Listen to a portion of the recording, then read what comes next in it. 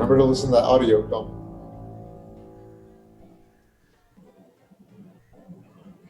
You're on. All right, well, good afternoon, everybody. Welcome to our City Council meeting. Today is Monday, May 18th, 2020. It's approximately 1 p.m. Before we have our Pledge of Allegiance, I'm going to ask you to please rise for a quick and brief moment of silence as we reflect back on the brave men and women of the United States Armed Forces as they protect our interests around the globe, as well as the courageous men and women of Las Cruces Police Department and the Las Cruces Fire Department as they keep our city safe 24/7, 365.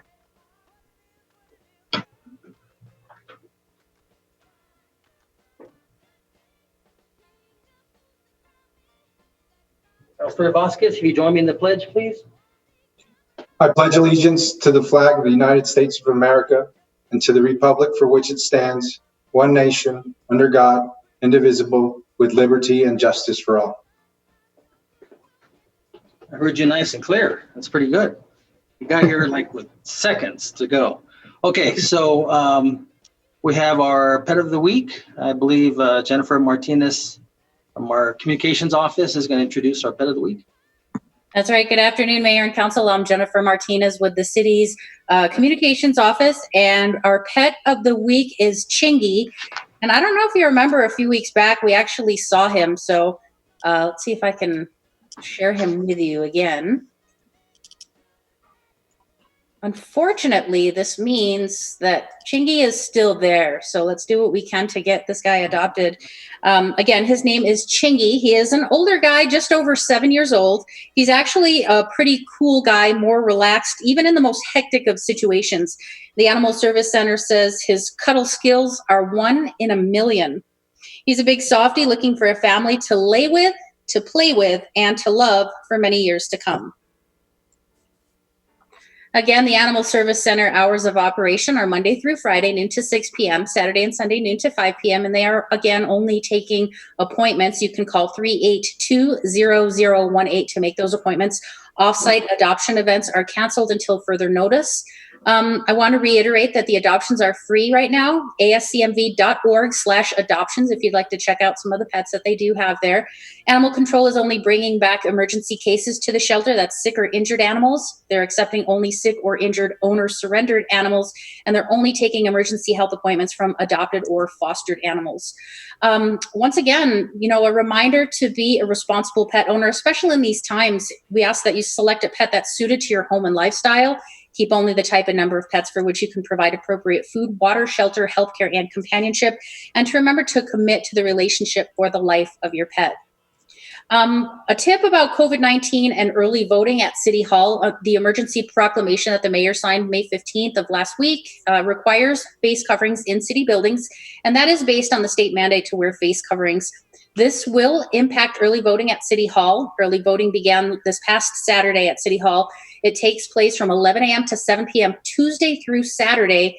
Again, face masks are available for voters. Stations are 6 feet apart. Poll workers do wear personal protective equipment or PPE, and they will conduct regular sanitation of equipment for public safety. So if you do head over to City Hall to do early voting, you will be protected and you will be asked to use a mask. Thank you, Mayor.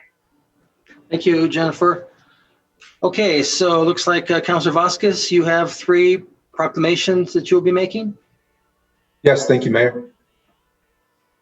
All right, so we will start with the proclamation of Custodial Workers Appreciation Day, submitted by Marie. And it reads, whereas March 11th, 2020, over the course of the COVID-19 pandemic, New Mexico Governor Michelle Lujan Grisham announced a series of public health orders restricting business and movement throughout the state of New Mexico, among other steps. And whereas on March 13th, 2020, social gatherings were limited to 10, and on March 24th, 2020, that was reduced to 5, and non-essential businesses were ordered to close. And whereas custodial workers are on the front lines of the coronavirus. During the COVID-19 pandemic, all custodial personnel have been an important line of defense in keeping us safe. And whereas management teams and supervisors should all be recognized for providing the necessary and proper equipment, as well as their support for the custodial workers that is needed during this time of crisis. And Whereas custodial workers should be recognized for cleaning, sanitizing, and disinfecting work areas in the fight against the spread of COVID-19. Now, therefore, we, the mayor and city council of the city of Las Cruces, New Mexico, do hereby proclaim Monday, May 18th as Custodial Workers Appreciation Day. Thank you to all our custodial workers who are out there putting yourselves literally on the front lines of responding to this pandemic and making sure that you create a safer environment for everybody. I'll move on to the second proclamation, Historic Preservation Month. This proclamation was submitted by Mr. David Chavez, and it reads as such. Whereas the first National Preservation Week was celebrated on May 6th through 12th, 1973, in accordance with a joint congressional resolution signed into law by President Richard M. Nixon, and in 2005, the National Trust for Historic Preservation expanded the celebration of Preservation Week to include the entire month of May, thus designating said month as Historic Preservation Month. And whereas the presence of pit houses, small pueblo sites, and other ancient artifacts indicate human occupation in the Mesilla Valley for millennia, and from the age prior to recorded history to the present day, each generation of settlers in this region of southern New Mexico has contributed a verse to the ongoing story of local history, culture, and architecture. And whereas the city of Las Cruces recognizes the many values of historic preservation as useful components to elevate the quality of life for the community's residents and to capitalize on heritage tourism for the benefit of visitors, which led to the adoption of a historic preservation ordinance on December 2nd, 2019, and the establishment of the Historic Preservation Commission to assist the city's historic preservation specialists to promote a conservation ethic for city-owned and privately owned buildings and grow the overall historic preservation program. And whereas within the limits of the city of Las Cruces, 3 neighborhoods were designated as historic districts between 1985 and 2016 to celebrate the uniqueness, architectural character, and history of the Mesquite, Alameda Depot, and Mesilla Park areas. And whereas several city-owned properties, including the Rio Grande Theater, the Thomas Brannigan Memorial Library, and the Amador Hotel have been recognized for their architectural and cultural significance, and that the state of New Mexico presented the Amador Foundation its annual Heritage Organization Award in 2019 for its preservation efforts to restore the Amador Hotel. Now, therefore, we, the mayor and city council of the city of Las Cruces, New Mexico, do hereby proclaim the month of May 2020 as Historic Preservation Month and join with communities across the United States of America in celebrating the nation's rich history. All right, I noticed a few references to the Amador Hotel in there. So I know whoever submitted it, I know what you're trying to do. No, but that was a great proclamation. That was a mouthful, but I'm happy to see all the different civilizations and people that were included as part of what makes up the landscape of this beautiful place we call home. Okay, I'll move on to the next and last proclamation. This is Mental Health Month, submitted by Jean Resendez from Mesilla Valley Hospital, and it reads as such. Whereas mental health is essential to everyone's overall health and well-being, whereby all Americans face challenges in life that can impact their mental health, and whereas prevention is an effective way to reduce the burden of mental health conditions, there are practical tools that all people can use to improve their mental health and increase resiliency. And whereas the city of Las Cruces is committed to supporting community members who need help. A list of resources is posted on the city's website, las-cruces.org. This includes a screening tool published by Mental Health America, the nation's leading community-based nonprofit dedicated to addressing the needs of those living with mental illness and promoting the overall mental health of all Americans. And whereas mental health conditions are real and prevalent in our nation, with effective treatment, those individuals with mental health conditions can recover and lead full, productive lives. And whereas each business, school, government agency, healthcare provider, organization, and citizens share the burden of mental health problems and have a responsibility to promote mental wellness and support prevention efforts. Now, therefore, we, the mayor and city council of the city of Las Cruces, New Mexico, do hereby proclaim the month of May 2020 as Mental Health Month and call upon the citizens, government agencies, public and private institutions, businesses and schools in Las Cruces to recommit our community to increasing awareness and understanding of mental health, the steps our citizens can take to protect their mental health, and the need for appropriate and accessible services for all people with mental health conditions. And I think that wraps up our proclamations. Thank you, Mayor. Okay, I moved my screen, so guys, I can't see you guys. Let's see here. Hold on a second. Okay, there you go. All right, so we go to conflict of interest statement. That's where I'll ask if any member of the city staff, a city manager, or city council has any known conflict of interest on any item on the agenda. No. None. Okay. None. Seeing none. Now we go to public participation. And so I've got several emails. I think I'll just kind of paraphrase some of them.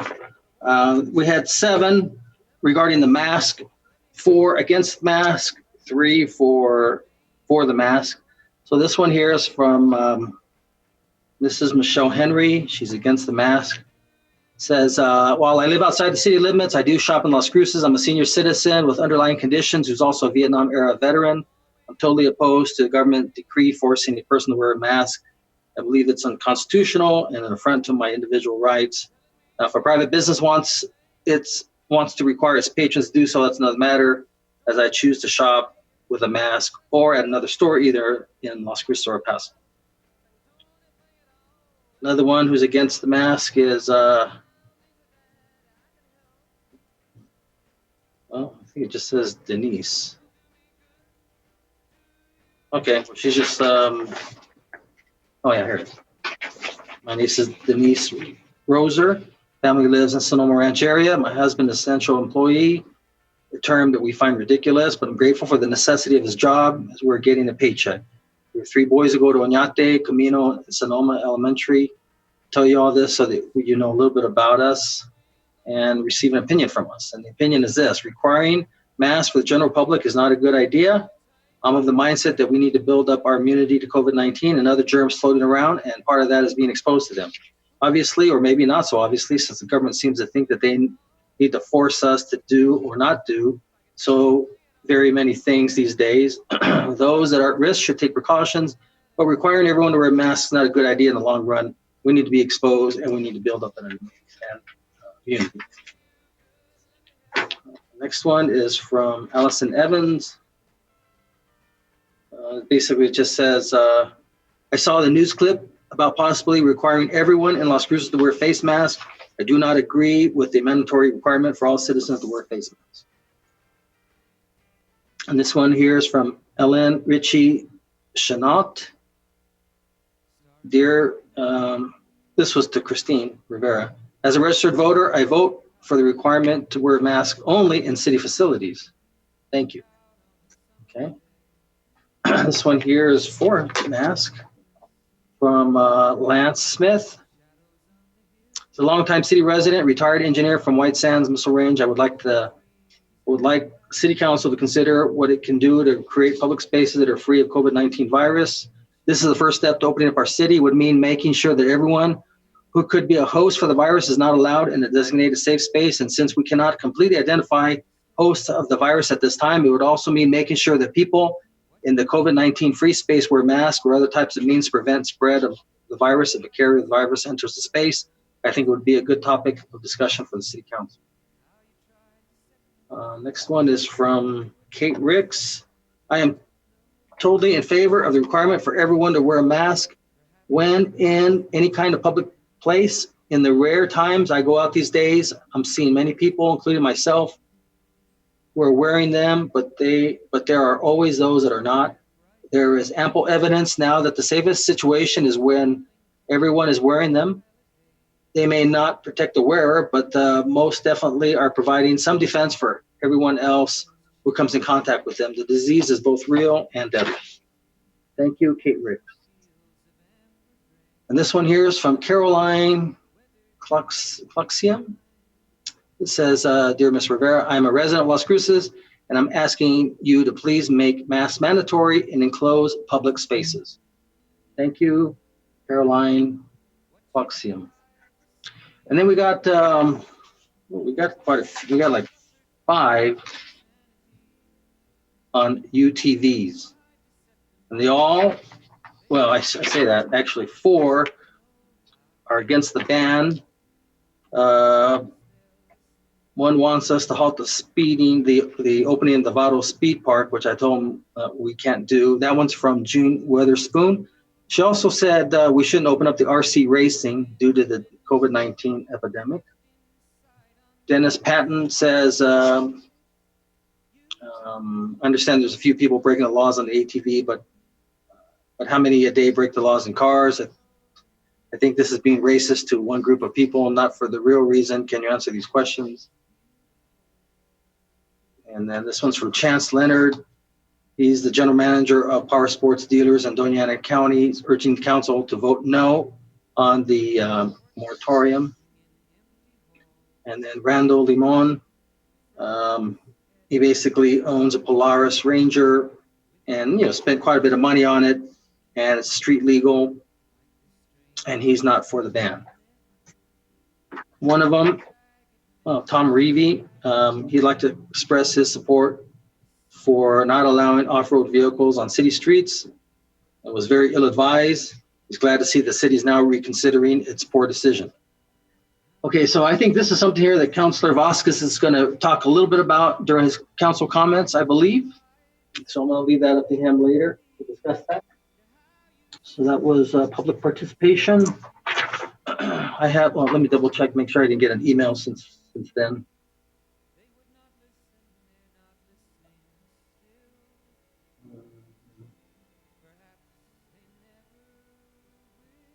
Okay, I got one.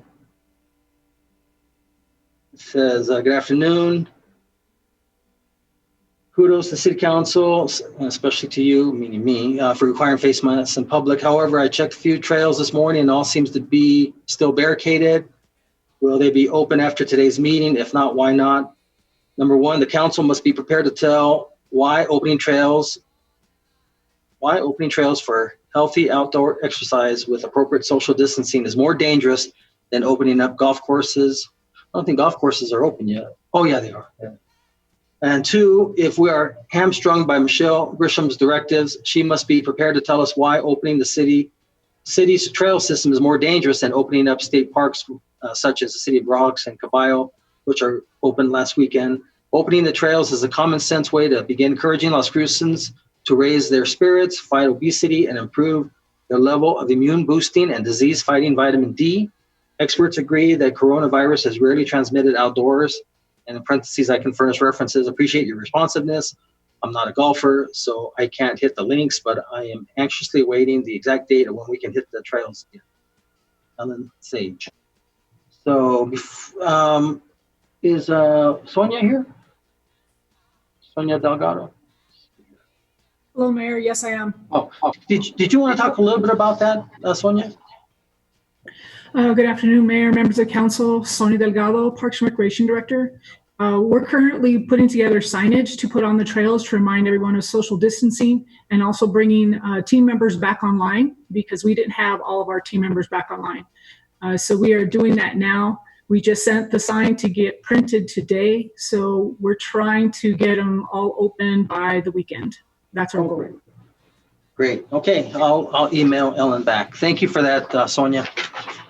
Okay, and now I have the closed meeting statement.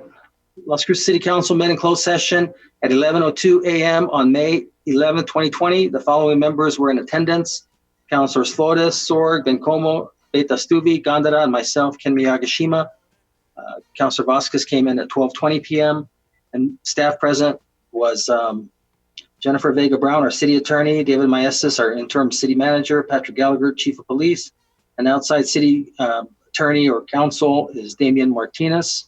Meeting adjourned at 12:37 p.m. And for the record, Las Cruces City Council met in closed session and only discussed those limited items as stated in the posted notice. Number 1, to discuss pending litigation regarding case number 2:19-CV-00426-GBW /KRS which is closed pursuant to NMSA 1978, Section 10-15-1H, number 7. Okay, so now we're going to go to acceptance of the agenda. I think there is no, if I remember correctly, there was supposed to have one that we're going to have on the consent, but that got pulled. So there's no consent agenda. So I just need a motion second to accept the agenda. Move to second. Unless you want to do something that's never been done and put a few things on the consent, and then we just, no? Okay. Who made the motion? Yvonne. And the second? Gabe. Okay. It's been moved and second that we accept the agenda as presented. Christine?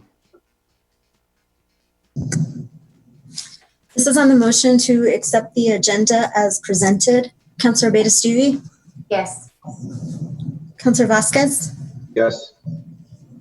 Councilor Bencomo? Yes. Councilor Sorg? Yes. Councilor Flores? Yes. Councilor Gamera? Yes. Mayor? Yes.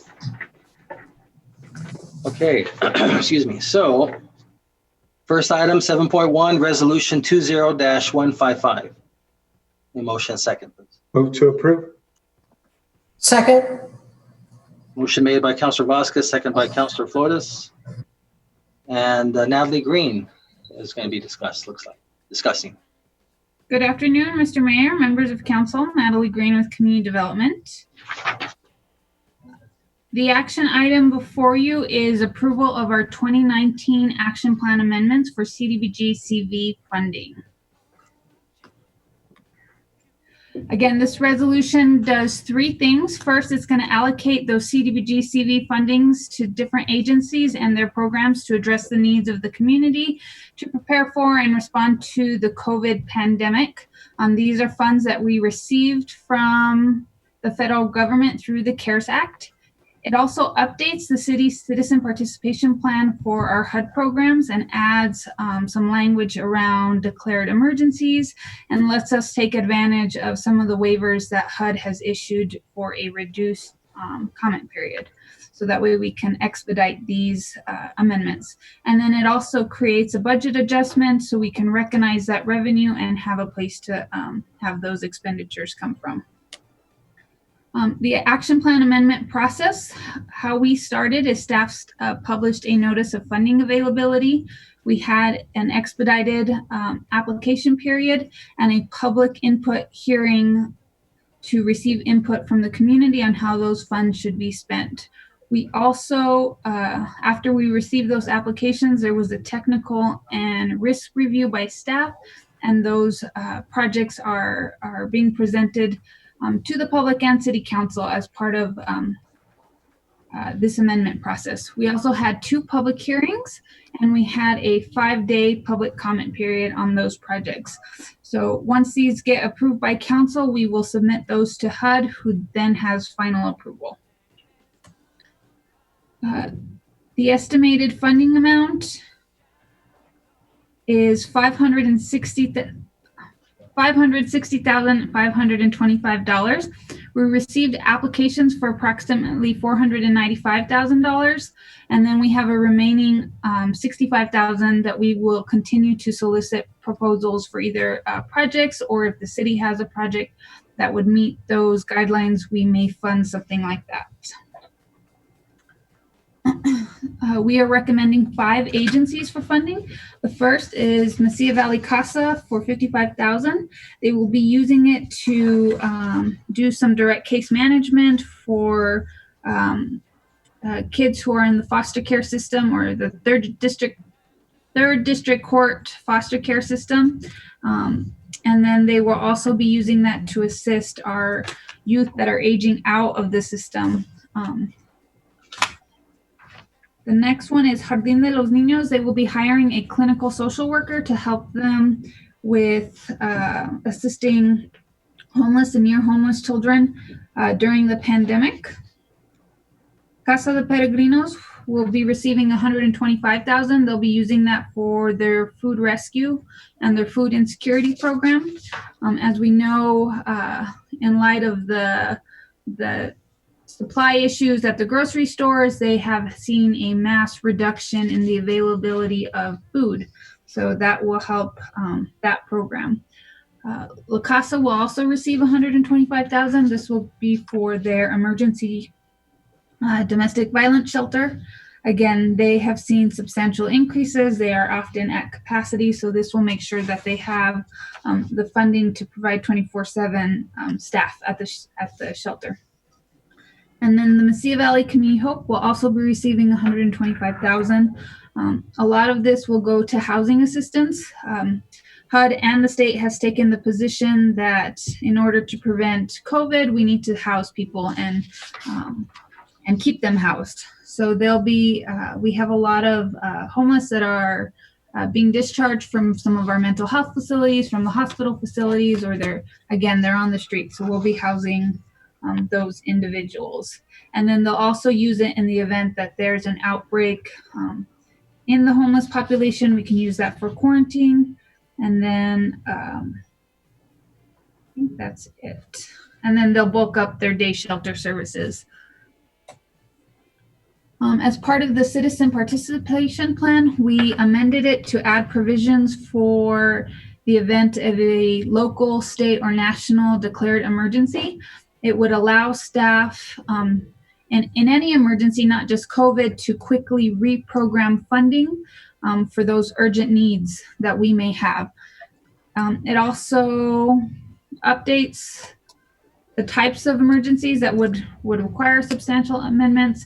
It also makes some minor edits that don't actually change the plan, but we updated staff contacts, our new program name, and then it allows for virtual meetings. So in order to comply with HUD, our virtual meetings have to allow in-time questions and in-time responses. So we've added language along that and our ability to have a reduced public comment period. And then the third item is, of course, the budget adjustment. And those funds will be deposited into a special revenue fund for community development that has all our CDBG funding. And I will stand for questions. Thank you, Natalie. Looks like no questions. So, I have a question. okay, Councilor Flores. I'm sorry, I didn't have my participants up. Thank you. Thank you, Mr. Mayor. Natalie, thank you so much for your wonderful presentation. I'm really happy that HUD came through on these this money. As far as how renewable, is this renewable? I mean, it sounds pretty generous, but I don't think it's going to go very far given the fact that this is COVID's going to be here for a while. So how often do we have to reapply, and what is the likelihood of being refunded? The other question I have is as far as the reporting requirements, one of them, or the conditions to the allocation from HUD, is that that certain public participation or input, but it'll be limited if, or the period, I don't know, there was a provision there saying that there's some kind of a variance there. And that variance would kick in if there's an emergency measure that takes place. So, so the question there is, who has to declare the emergency? The city, the state, the federal government? I mean, because HUD is federal, so. Thank you, Ms. Green. Mr. Mayor, Councilor Flores, this funding is a formula grant, so we do not apply. It is automatically awarded to the city. So any allocation is outside of our normal allocation is subject to the federal government. So Congress, again, they pass the CARES Act and then they go through a formula process and give us a dollar amount. So we don't have to be applying? No, we don't have to apply, but we do have to comply with this amendment process to be able to award that funding. So the city had to submit the requirements to that amendment? We will be submitting, assuming council approves this resolution, we will submit that amendment this week and we'll get some grant agreements from HUD and then we'll be able to distribute that funding. And then the second question was about the emergency declaration to cut back on the public participation or public comment. Whose emergency? Who would declare that emergency? Mr. Mayor, Councilor Flores, we added a lot of flexibility. Again, we want this to encompass the ability to either be a local emergency, a state emergency, or a national emergency. So this language will carry forward outside of the COVID. So if we had a major disaster, a terrorist event, a major hazard leak or chemical spill or something, we could again quickly amend those funds and reprogram those funds to address the emergency. So we included as much flexibility as we could. Great. Thank you so much for your work. Thank you, Natalie. Ms. Green. Councilor Flores, just a couple things. One, Yes. Our CDBG monies are based on our census, so that's why it's really important to do the census. And two, this current administration has tried previous years to cut off funding for CDBG, but Conference of Mayors and other organizations, Congress is very supportive of it. And unlike the state where the governor has a line item veto, the president doesn't, or this would be cut. So it's not a given every year, it's a fight actually. So just thought I'd share that with you. Councilor Vasquez, you didn't want to have you had your hand up at once, but you don't want to. Yeah, my questions were answered with Councilor Flores' question. Got it. Okay. Councilor Sorg? Thank you, Mr. Mayor. Yes, to continue what you were saying, the National League of Cities also strongly advocates for the CBD funds, home funds, and so on. I don't have a question in particular. I just would like to bring attention that's something I'm sure you all know. How many of you seen on our street corners and on our streets homeless that are around? You're welcome to raise your hand if you want. I just wonder, how can we help these people find shelter in a time like that where we're here at this time of our history here, where we're having the COVID-19 and all? Well, Councilor, I reached out to Miss Nicole Martinez, who runs the Community of Hope, who's doing a fantastic job. And every day they try to come up with different ideas because, a lot of the homeless, they don't want to go in a hotel. They'd rather be outside. Right. And so they've done as much as they can. And they're still working on different avenues to combat the homelessness. But nonetheless, if you recall earlier, in one of our special meetings, we had appropriations for kits for hand sanitizers and to be able for them to be able to use to wash their hands and things of this nature. And so we're doing. I know they're doing their best job that they possibly can, but so far I know that the population has increased down on the campus, but nonetheless, I'm sure there's still a few. But interestingly, I haven't seen as many. Maybe I'm not out that often. I just but it's not as much as I had, say, a few months ago. Yeah, I of course don't get out very much either anymore. But even though I still see homeless people walking the streets and a couple maybe panhandlers, but. Yeah, anyway, I was just concerned about them staying healthy and getting what they need. Okay, that's all I had to say, Mr. Mayor. Thank you. Well, it looks like you got out a little bit. It looks like you're in the jungles or something. I don't know what that background is. Councilor Flores? I'll confess. I was having trouble at home with getting information off my computer and so forth. So I just decided to come down here to City Hall and do the meeting here in the office. So what's that background? So they haven't been cutting the grass that much, I guess, huh? So it's gotten pretty. It's something they provide. You can get it on your as a background too. Oh, okay. Several So, different- Yeah, Mr. Councilor, Mayor? I know, I got you here, Okay, Councilor great. Flores. Go ahead. Okay, thank you, Mr. Mayor. And thanks, Gil, for bringing that up because, I don't think anybody gets out that much these days. But the few occasions that I've been out to the market, I go out like every 2 weeks. Invariably, there is someone there on the corner of Nacho and Lowman and near I-25. And then I've seen people walking on Lowman. And what occurred to me was to pass out a card to let them know that there's community of hope or gospel. I don't know. So I was just wondering, is there anyone out there, the city or these 501c3s that provide services? Do they pass out that information to people who are, sitting at corners or walking down the street with all their belongings on their back?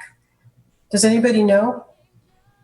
Councilor Flores, I have to admit, I actually called Nicole on one mom, what appeared to be a mom and a daughter, and they reached out to them and got them squared away. I don't know if that's done on a regular basis, but I know on those few times I've called her and whether she goes out there or she sends someone out there, she's very responsive.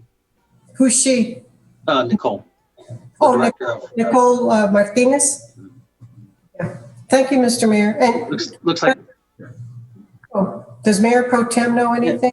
Well, she had her hand up, so. Perdón. Thank you, Mayor. Yeah, I think when you reach out to Nicole Martinez and ask, sort of identify people wherever that might be, she is pretty active and will help and speak to them and try to encourage them, giving them resources. But as Mayor suggested, so many of them don't want to be in a home or a facility.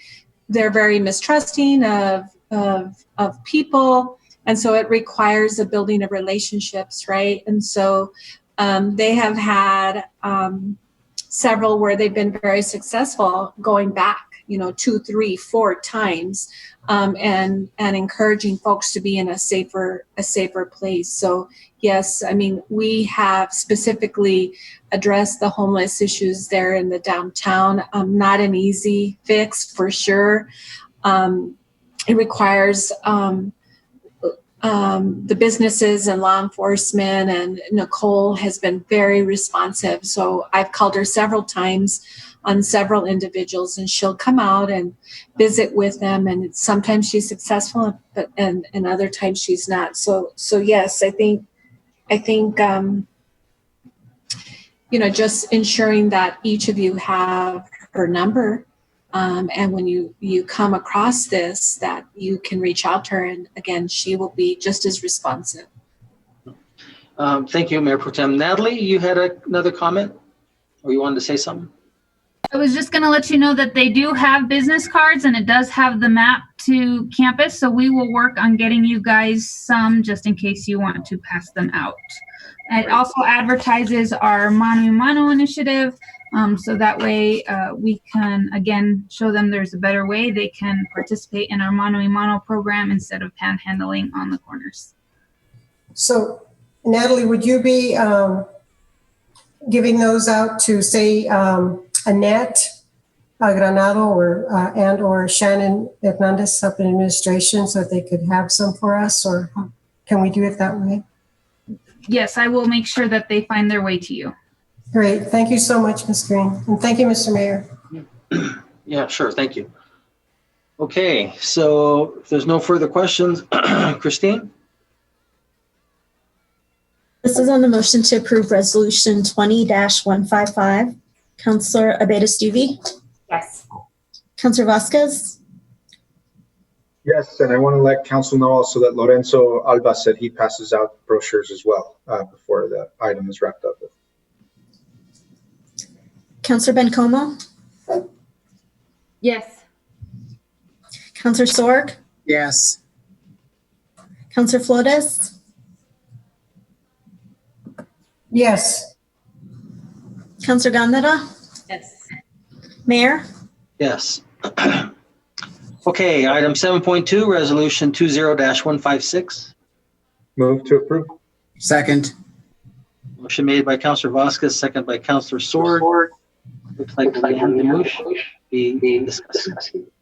Good afternoon, Mayor and Councilors. For the record, my name's Leanne Demush. I'm your Chief Budget Officer. Today, we're going to be looking at adopting our FY 20 and 21 budget.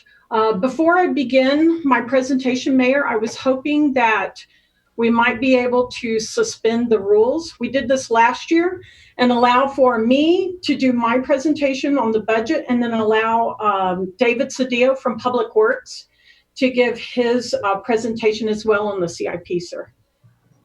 So that's 7.3? Yes, sir. It's right. Yes, the next one right after mine. Yes. Okay. Christine, there's a motion, a second report, and there's some So feedback. Mayor, echoing. Is it just me?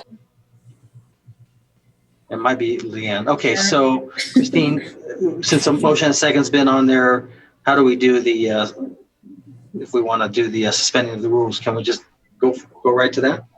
we can do a motion in a second to suspend the rules. Okay, all right. Sounds good. So move. I'll second.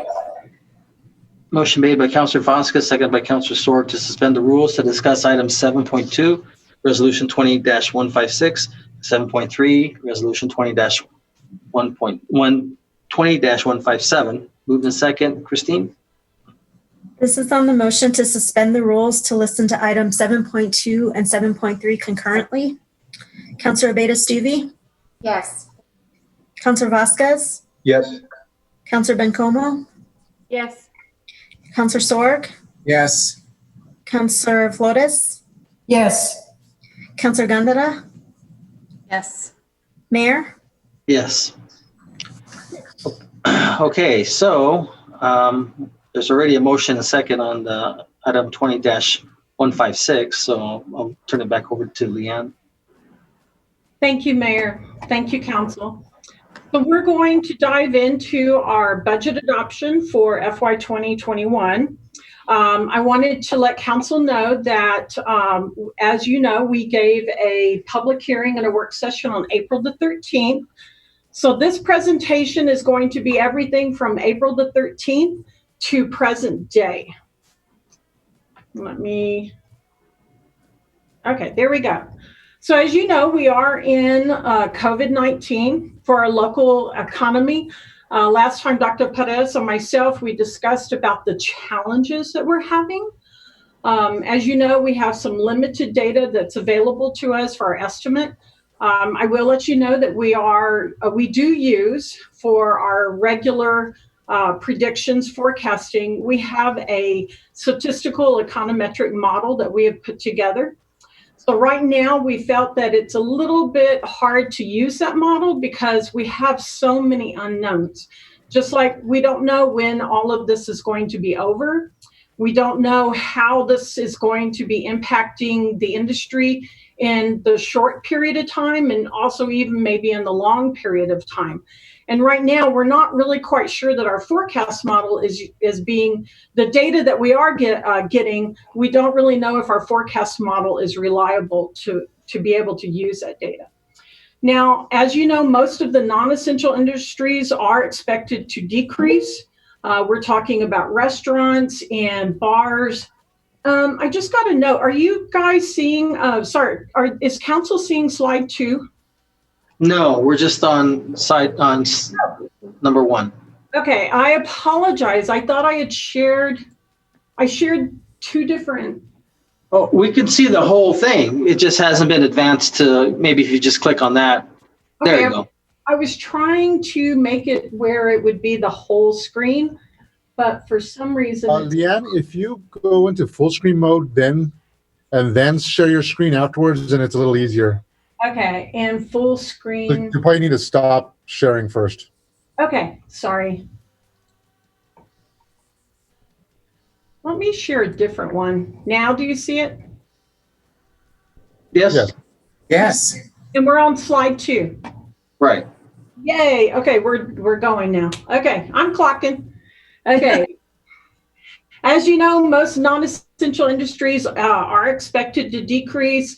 We're talking restaurants, bars, hotels, shops, and I think council is very much aware of this and how hard we're going to be hit by that.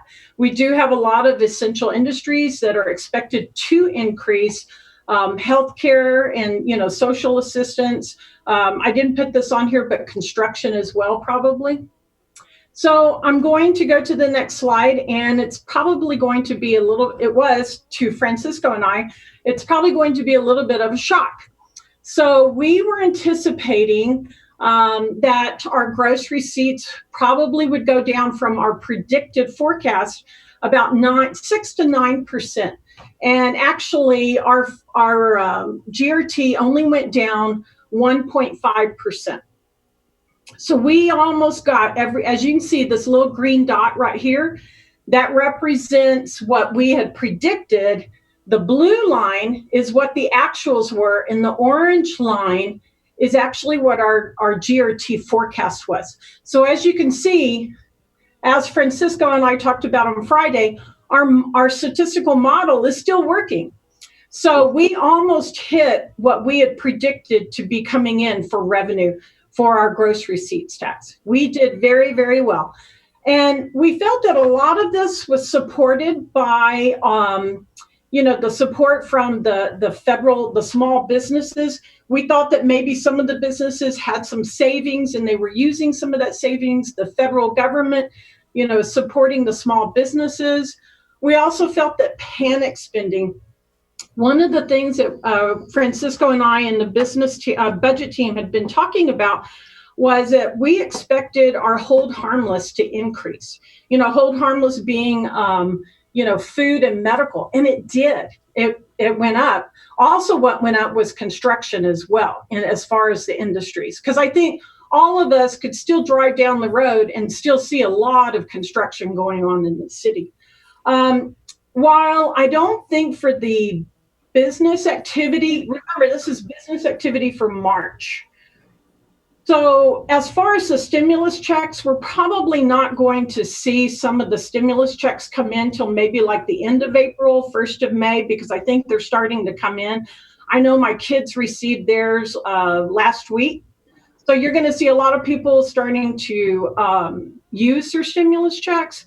And then I think the really big one for us, even look at when we were through the asylum seekers. I'm very proud to live in this town, because even during the asylum seekers, we had so much community support, and I think we're seeing that again, which is great, because a lot of people tell me, I'm going out to eat at lunch every day. I'm picking up food because I want to support this community. And I think that was very, very strong during, it's strong still, even at this time. So let's just dig into our FY 2021 budget. Excuse me, Leanne, let me just ask real quick. She may have not put her hand down. Natalie, did you have something you wanted to jump in and say? No, sorry. You're right. Okay. I forgot to. Okay, no problem. Sorry about that, Leanne. That's okay, sir. Okay, so this is our budget, painting a brighter future for Las Cruces. I think we're all starting off with a bang. Most of my staff is all working remotely. Sometimes we come into the office. This has been not a difficult budget for us, but a very unusual budget for us. And so, but we've gotten through it. So what I want to do here is I wanted to show you, this is very similar to what I was showing you the other day. Oh, I apologize. I went one too many. As you can see here, this is from FY20 adopted to FY21 proposed. As you can see in FY20, our adopted budget was 410.3. We are requesting 414.1, which is actually a lower number than, and you'll see this on the next slide, than what we proposed at our public hearing and our work session. As you can see, the operating funds went down. On the other operating, special revenue pretty much stayed close to the same. Our debt services is staying about the same.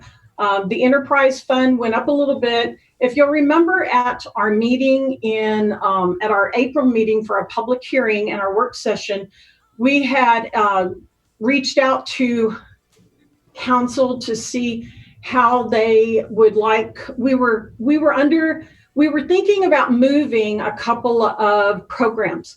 So one of the things that we did was we moved the sustainability program out of ED, and we moved them into the CMO's office, the city manager's office. And the budget that we presented to you at the work session did not represent that, did not show it. We also took the airport and took it out of the general fund and made it into an enterprise. And that is why our enterprise funds went up, because we're now moving it to being, or working for the airport to be an enterprise fund. We also took the Rio Grande Theater, which was an enterprise fund, and we moved it back into the general fund. And the reason for that was because we just saw that the Rio Grande Theater was not making the revenue that it should be making to be called an enterprise fund. So the general fund is supporting it. So let's just put it in the general fund where we can support it for the community.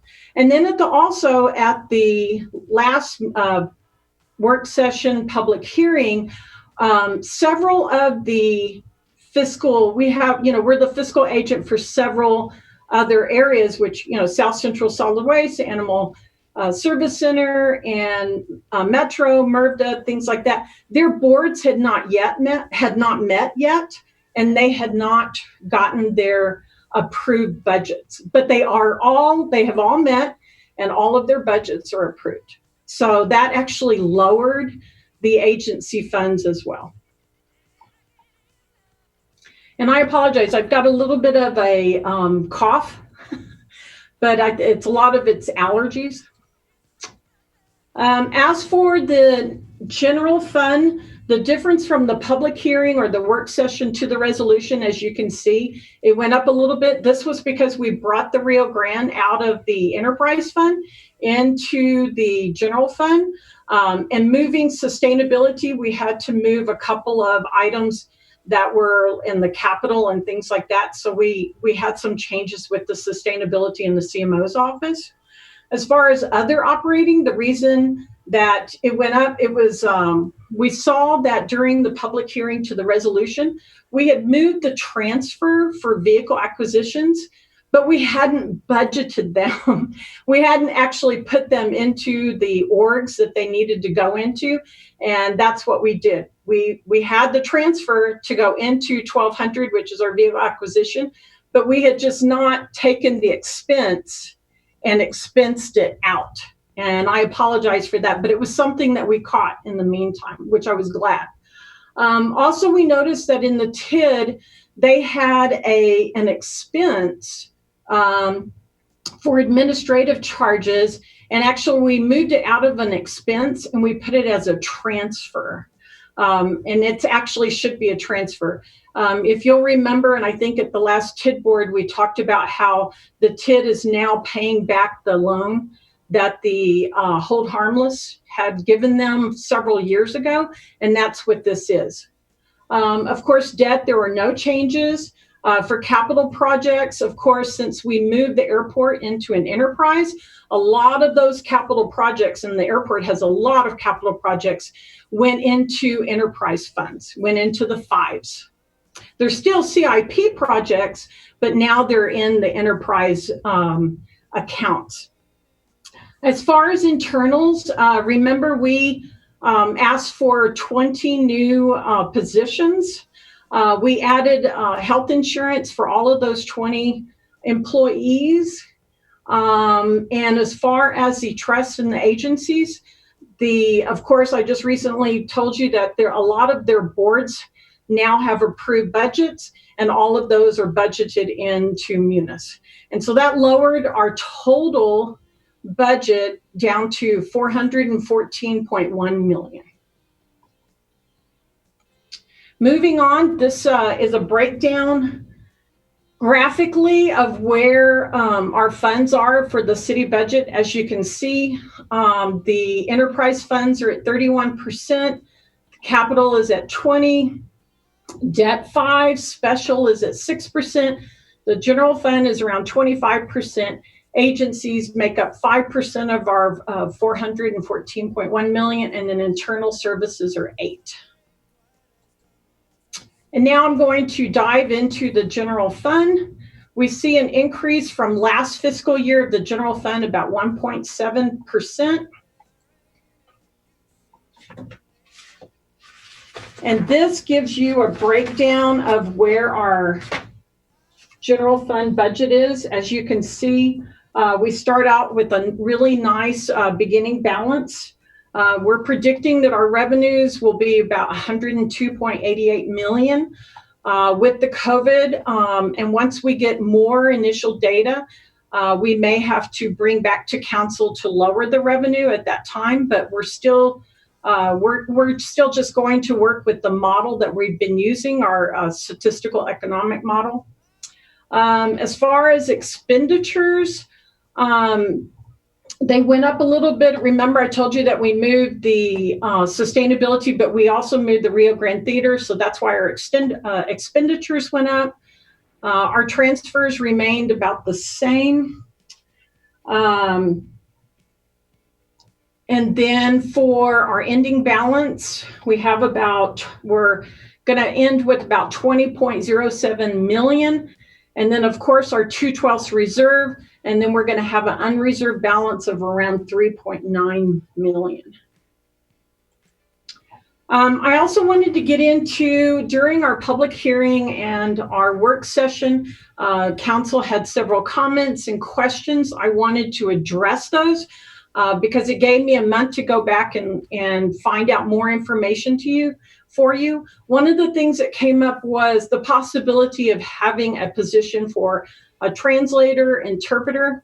I wanted to let you know that I did have a meeting with communication engagement, and also with the ADA EEO coordinator with HR. And we talked about this translator position. And one of the things that came about through this is that our ADA EDO coordinator is actually looking at putting together, or actually has put together, a committee to have a limited English plan. I guess all cities need to have this limited English plan. We do have one, but they are working on, I guess, having this plan and updating this plan. And so one of the things that the committee, well, it wasn't really a committee, but the group came together with was that maybe what we should do is, I budgeted a little extra for translations, interpreters, about $30,000. So that way, if communications or communication engagement or the ADA EDO would need to use those funds, then they would be available. I will let you know that also in these meetings, I learned a lot. I learned that we actually have several vendors that are doing different things. And one of the good things that came out of this was that by putting us all together, we started sharing who's doing what and what vendor is doing what. So we have vendors that do written translation. We have vendors that do verbal translation. We have hand sign language vendors. We actually have more than I even thought. And I actually will let you know if later on you want to have a little bit more deeper discussion on this. They are online. Staff is online to discuss this. But I also wanted to let you know that after this discussion, one of the things that I might make a recommendation to council is that once this limited English plan is ready to go, and maybe to come in front of council, that there might be the possibility of having a work session to discuss this. So that was one of the recommendations that came out of this little group that we put together to talk about translations and a translator position. But right now, unless council wants to change this, right now, the group felt that having an actual translator or interpreter position might be we need to probably evaluate what we're doing and how we're doing it before we bring that type of position together. However, that is council's, decision. And so, like I said, they are online if you would like to discuss this. One of the things that came up was the evaluation of our performance. Since this is actually only the first or second year, we are putting together, I think Amber Vaughn is putting together an RFP to look at somebody coming in and working on updating the strategic plan, the city strategic plan. So during that time, we might look at that as well. I didn't really go into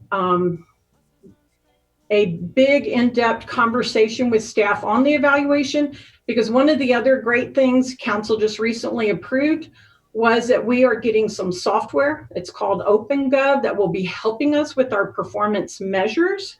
And so we feel that once this OpenGov is up and running and on the web, and all of the councilors and the mayor have access to this software, they'll be able to, evaluate the performance and look at, what is going on with all of these strategic business plans. There was quite a bit of discussion on community development. I do want you to know, just give you an update, we have finished. I've been working with community development with Tim Pitts and with Larry Nichols to look at their community development rates. We have a document that we will be bringing forward to the Finance Select Committee actually this week. I want to say it's on Wednesday. We'll be bringing that to our Finance Select Committee. And then we will be bringing hopefully a resolution to council with these rates on June the 15th. So it's right around the corner. One other thing that came up was departmental financials. As part of the budget book that we gave to you that was attached to the resolution, we went in there and we actually went all the way back to, I want to say it was fiscal year 18. All of these graphs are behind the department financials. So those are available for you. We went back and did that. And we also, in attachment A, there is a vacancy report that was, one of the councilors had asked for a vacancy report, and that was attached to the resolution as attachment A. Okay, so jumping in, this is our revenue. As we mentioned earlier, we're predicting about 102.6 million. Of course, all of these numbers came about for pre-COVID, just to let you know. As you know, the majority of our revenues come from gross receipts tax at 74%. And then the next one is property tax. As far as expenditures, most of our expenditures are spent on personnel, 62%. Coming in after that is supplies and services at 22%, transfer to other funds, 15%, and then major and minor equipment is at 1%. And then, of course, these are your council options. I can either stand for questions now, or since we suspended the rules, I can ask David Cedillo to start his presentation.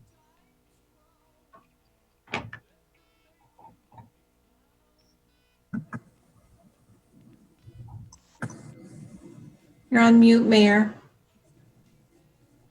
Sorry about that. So we have a couple of council members who want to ask some questions, Leanne. So let's just go with them, and then we'll go to David's presentation. So Mayor Pro Tem Gandara, and then Councilor Flores. Thank you, Mayor. Thank you, Leanne, for your presentation and your work, staff's work, and for going back and exploring the various items that we've asked. I very much appreciate that. My first question is about the enterprise fund and moving the airport over to the enterprise fund. When I think of an enterprise fund, I think of how our city, our water, right? How that is being run, and it's based on, well, we get payments, right, from our constituency, and there are other ways of and that's how they make their money, right, to then go into but I don't see that that at this point with the airport. Now, so I know that they do have the rental fees for the, I don't know the terms, but where the airplanes, Tenants? I know that.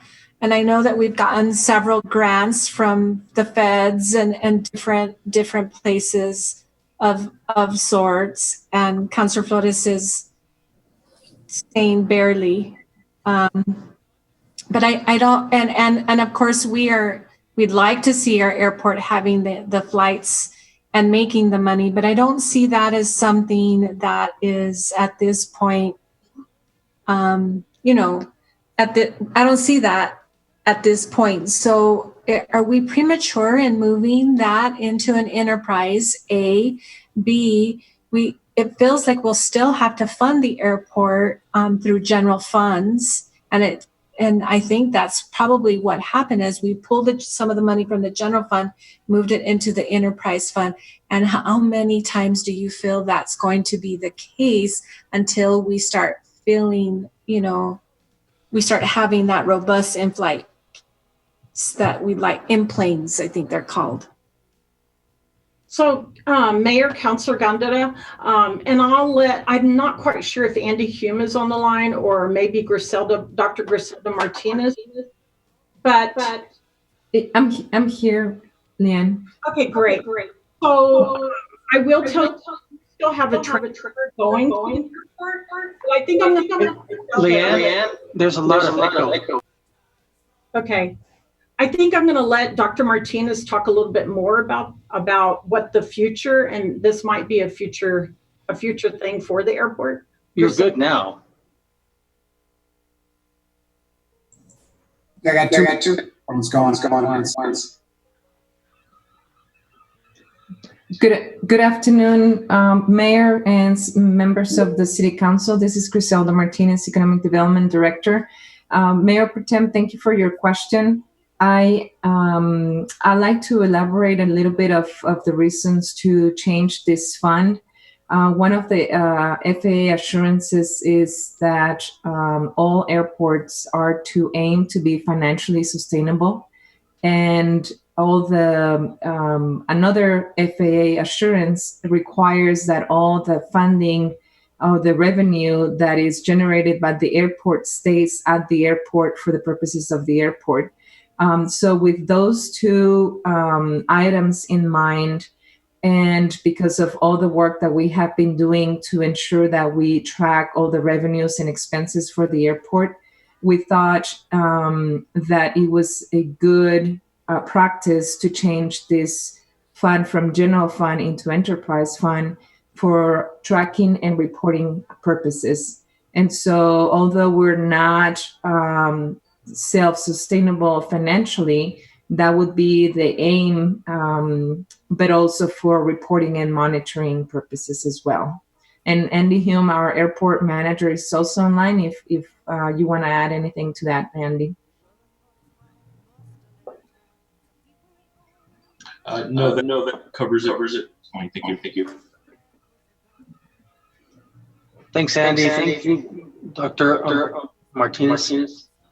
Councilor, Mayor Pro Tem, did you still have more questions on that?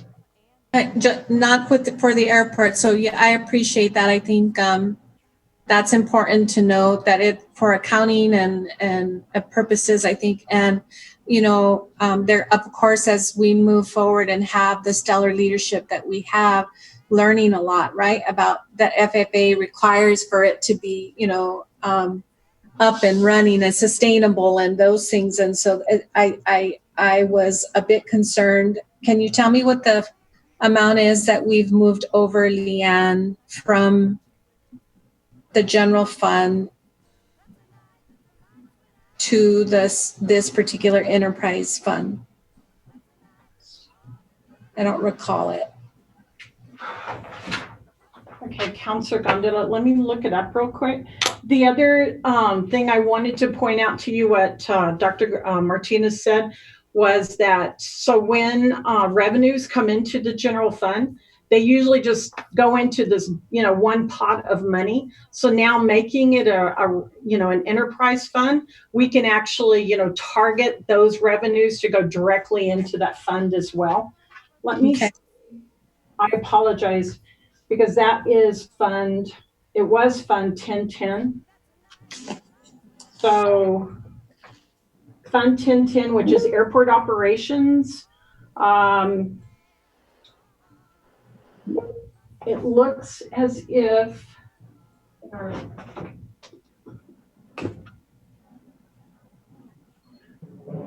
apologize, I don't have that. 125,000. I don't know why that amount sits. Well, I know that the transfer for this year is around 600. So for Fund 1010, I can tell you that like the expenditures for like this current fiscal year is around close to $1 million, 886,517. I'd have to actually go into Munis and look at what those numbers are. And I can do that. And I can go in there and I can send that to our interim city manager, David Maestas, to forward to you. I don't have that number off. You're right, Leanne. No worries. I can look it up too. Okay. I appreciate that. Appreciate the communication and translation. I'm looking at that position. It's always nice when you go back and look and you get to talk to people maybe you don't normally visit with, to hear that there is this happening. I wasn't aware that every city should have, as you put it, a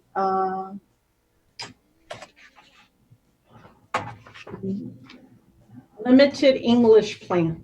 Yes, thank you. A limited English plan. And I'm for the work session. I think that would be really important. And I wonder if what really needs to happen is putting a policy together that says, we will be doing this. We are doing it, but we will be doing this in English and Spanish, but also in sign language, right, to include folks that may have difficulty. I don't know that there is a policy in place specifically, but I'm just concerned that over the years, as we have brought it up, we still don't have the translation that I think needs to happen specifically to these meetings, and any meeting for that matter. And so I'd like to really see that happen, and I'm for a work session for sure. And Councilor Gondeta, Mayor Councilor Gondeta, so as far as the budget, it's around $840,000. Okay. That's the budget, not the expenditures, right? That would be for personnel and operating. I'm sorry, it's $949,615. Okay. Thank you, Leanne. Thank you. And then I just want to stress, I think what is important is that, yes, we should update the strategic plan. I think that's super important. But I think we need to sort of have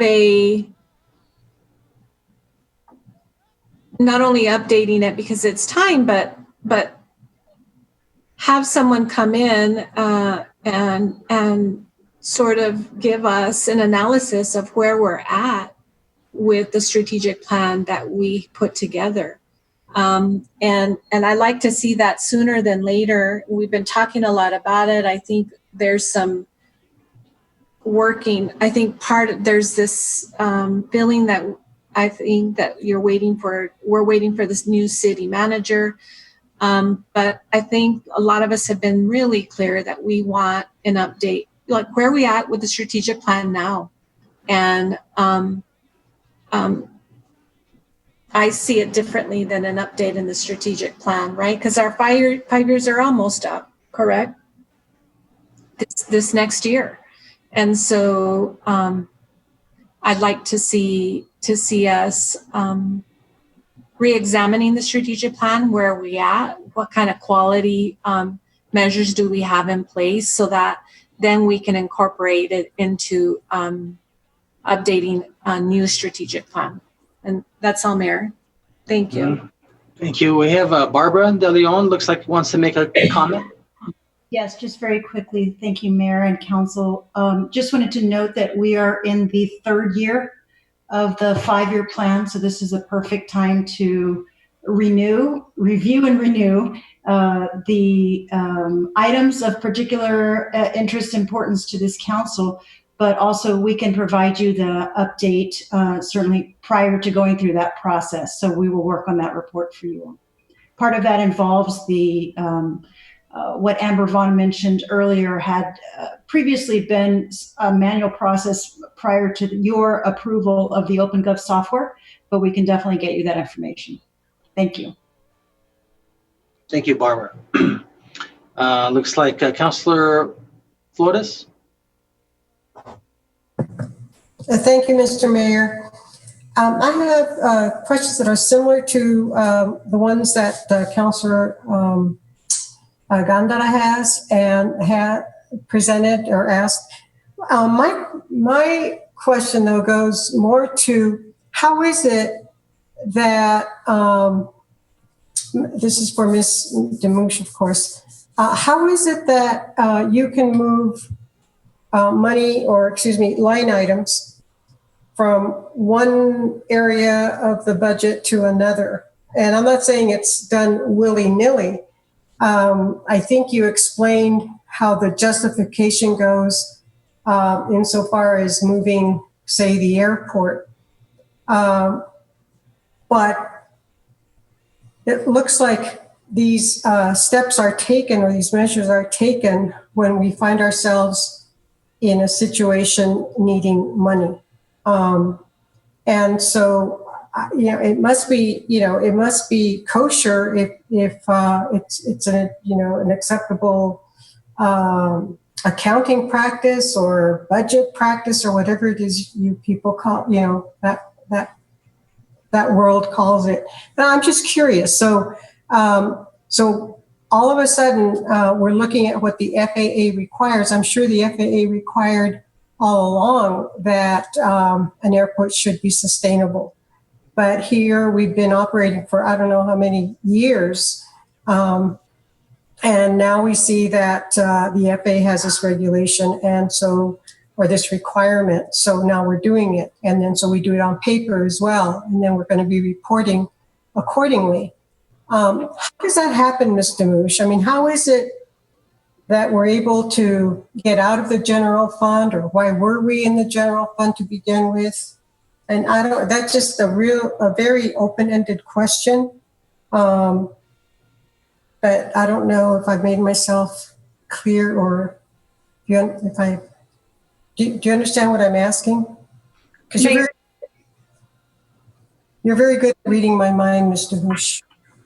So, Mayor, Councilor Flores, so I'm not quite sure how long ago. When I say that the airport was in the general fund, it's actually in what we call the general funds with an S. It was actually in a fund. Yeah, right. Anything that starts with the one is the general funds. It was in a fund that was designated. The fund was 1010, and it was airport operations. I'm not quite sure when this fund was actually an offshoot from the general fund. I don't know what year that started. It was before I even got here. I think what we've been doing is, for the last couple of years, I will tell you that we've been evaluating our funds and what should actually be a general fund, what should actually be a special revenue. We actually follow some of the guidelines. We followed the guidelines through the GFO, which is the governmental. I forgot what the acronym stood for. I apologize. It just sort of slipped out of my mind. But they have general guidelines that we can evaluate and review. And that was one of the things that we have been talking to Dr. Martinez and to Economic Development and Mr. Hume for quite a while now about, how should the airport really be functioning? Because as you know, one of the items that's on the city strategic plan is that, the airport start having domestic flights and, and be growing. And so we saw that, the airport is growing, it's building. It is receiving more, lease money and things like this. And of course, we do get a lot of grants. So we did get with finance and we talked to them about, doing this. Now, as far as moving, what we did was we just expensed everything as a revenue. We opened, we finance, put together new account for us, account numbers. And what we do is we just start budgeting the expenses, the payroll in there, any kind of operating, any kind of capital, and any kind of revenue. And then we take it, we just zero out all of the general fund. Now that's the process of how we do it, which I think was what you were sort of asking me, So as we're zeroing one out, we're not keeping it in two different places. We're putting it somewhere else. And as Dr. Martinez said to council a while ago, it actually is a much better way of tracking their revenue because, like I said, the general fund revenue is just one big pot of money, and it all comes in. This way, we can actually, what revenue is made at the airport stays at the airport. And it also stays year after year after year. It's not like starting over fresh at the beginning of a new fiscal year. So how were we as an entity, as a city, how were we able to comply with the FAA requirement that the airport be self-sustainable? Mayor, Councilor Flores, I'm unsure. Maybe Dr. Martinez might be able to answer that question because they're more in tune with the FAA and with the regulations on that. I apologize. Leanne, let me just ask you a quick question. So during our audits, did the auditors ever bring this up? In our audit with finances, I'm unsure because I'm not involved. Budget is not involved in those audits in a very small amount we are. Maybe if our finance director, Terry Gayhart is available, she might be able to answer that question. Yeah, because I don't recall that ever being a finding. And it may be something relatively, either new or something, but I see that she's here. If you don't mind, Dr. Martinez, if I could have her jump in real quick. I just want to know, Terry, was that ever a finding on our annual audit? I'm not that familiar with the history, but I can say that wasn't a finding last year. And some of this is... I'm sorry, did you say yes or no? No. Oh, it wasn't. Okay, good. Okay. That's all I wanted to know primarily. I didn't mean to cut you off. I just couldn't hear you correctly. Mayor, if I may. Who's this? Barbara? Sorry, this is Barbara DeLeon. Oh, okay, Barbara. Yes, I just wanted to add to Councilor Flores' excellent question about why is it we're making this change now.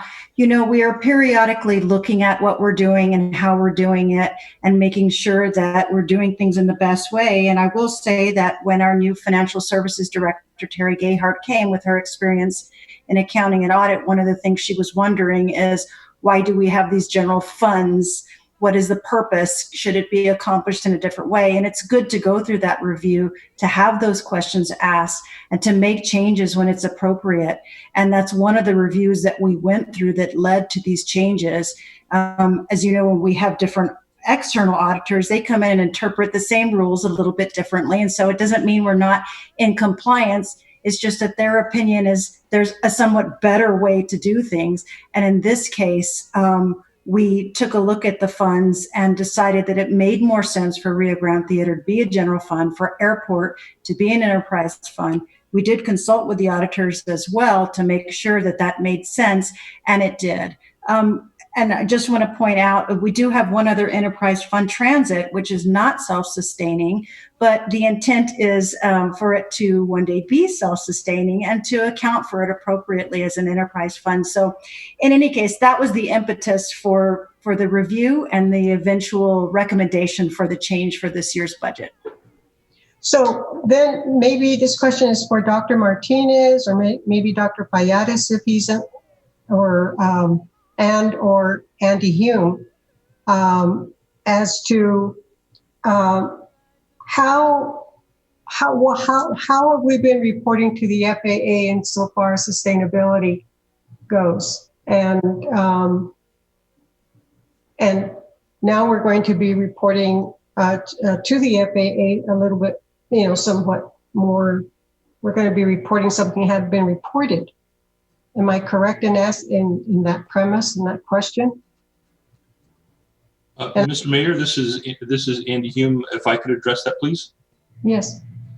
Oh, sure. Mr. Mayor, Councilor Flores, in communicating with the FAA regarding our finances, they certainly are very well aware that we're not financially self-sufficient at this point yet, as Dr. Martinez pointed out a little earlier.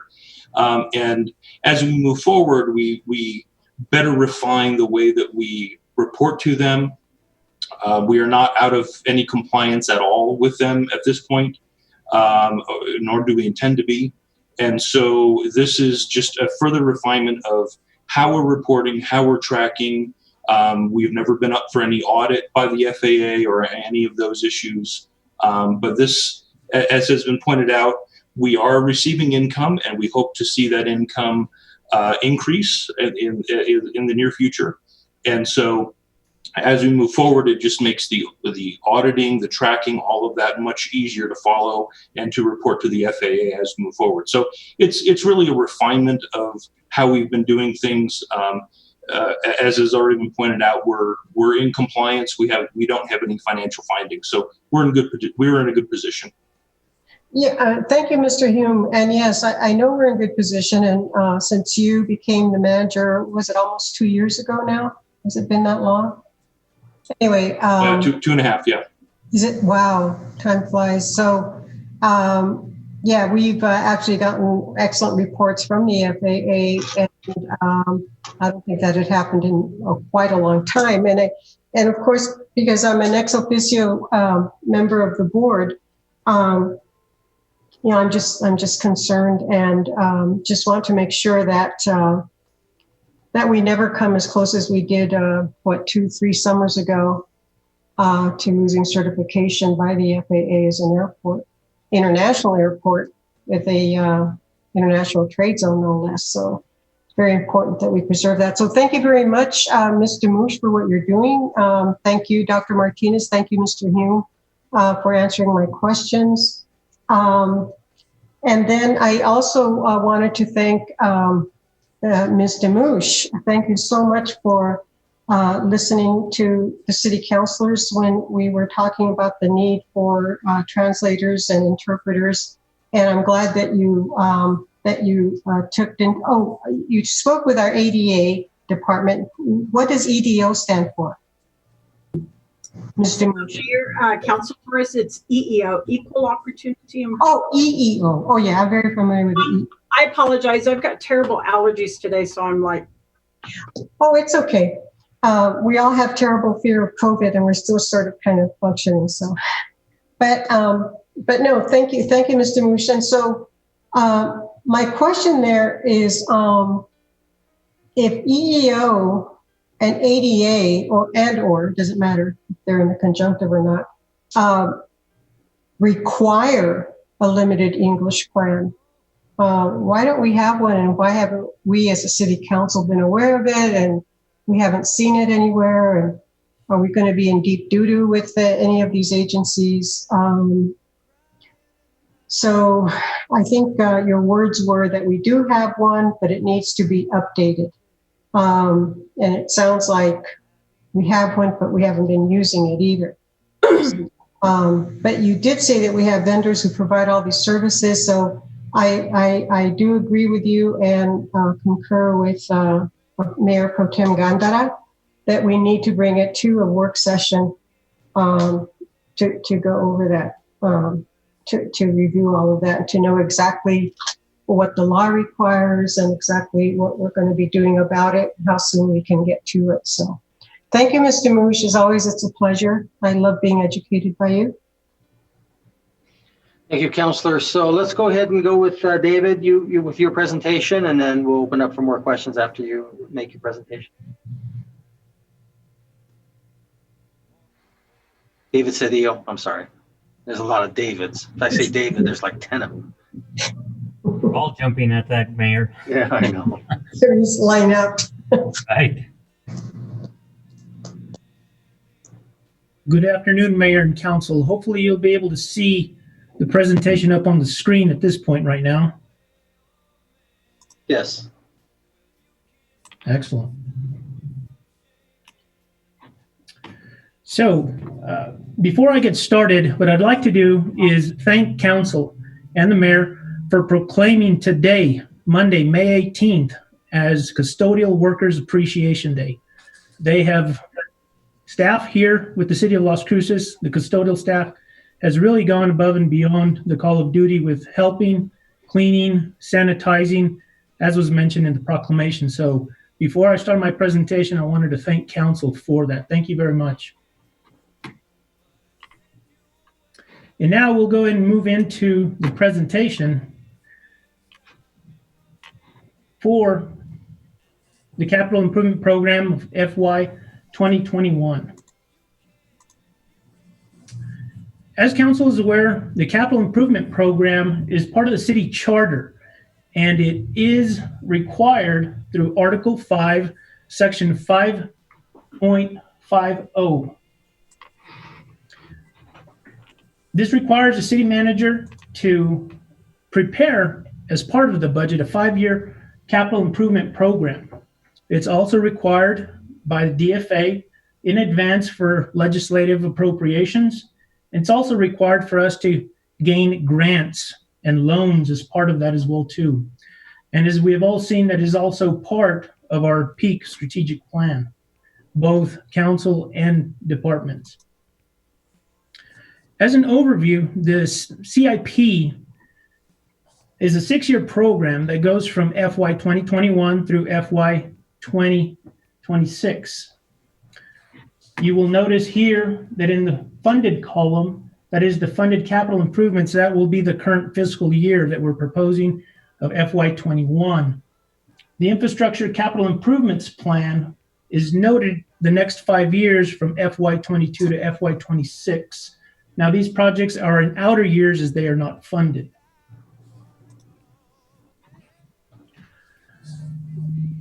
The CIP is a process that is cyclical, and we typically start that every October. From there, we meet as an organization with City Council, the City Manager's Office, and departments, as well as other outside agencies that we're the fiscal agents for. We review and go over the requirements for that to submit the next year's FY Capital Improvement Program. As part of that, as we go through the process, we come into, after we received everybody's recommendations, the city will meet together as a committee to rank and go over those projects. Once that is completed, we will pass our recommendations on as a committee into the budget process beginning in February. That is drafted and then it is reviewed. After that has been reviewed and gone through and gotten initial approval, that will move forward. And that is the portion that was submitted last month at the work session for review. At that point, it'll be moved forward for council adoption, which is what we're doing today. Once it is approved, then we use that plan to move into September and submit that to the state to be able to achieve those legislative appropriations, which is then used in the next cycle for legislation. Now, I'd want to go over a couple of the major portions that have changed through the CIP. What is an annual project? These are annual projects that receive funding for things that are done every year and may or may not have little increase in budget. Now, they're not new, but there are some that we are making sure are on the CIP for consistency. Some of these types of projects that you will notice in Public Works will be the Neighborhood Traffic Calming Program and also the Weed Control and Maintenance.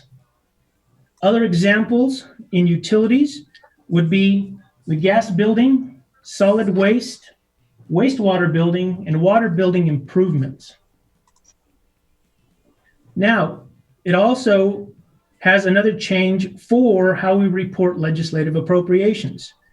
Before I get into this slide, though, we are aware that the state has let us know that they may be pulling funding back. However, for the presentation, since that has not occurred, we are presenting the CIP with those changes. Again, the state is slated to have a special session in June. Once we find out what those decisions are based on what was initially approved through the FY22 legislative appropriations, that will determine which projects will be moved forward or which ones will have to be dropped. For your purposes and viewing, I will go ahead and show what those projects were. I won't go over them in detail or read every one of them, as these have already been presented before. But again, wanted to let council know that these may or may not move forward. Now, in either case, whether they move forward or not, the change that we've made to identify this type of funding, if you can see, is we've put a note on the CIP itself, which shows and identifies that appropriation.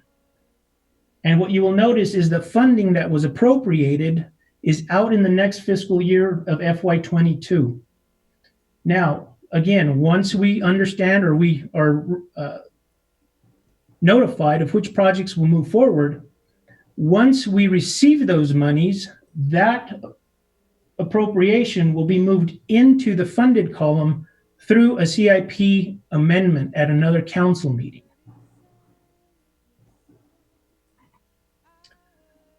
Another item that we changed also was our bonds and how we report those. Again, these two will be used to identify and measure how the legislative appropriations projects were identified on the capital improvement program as well.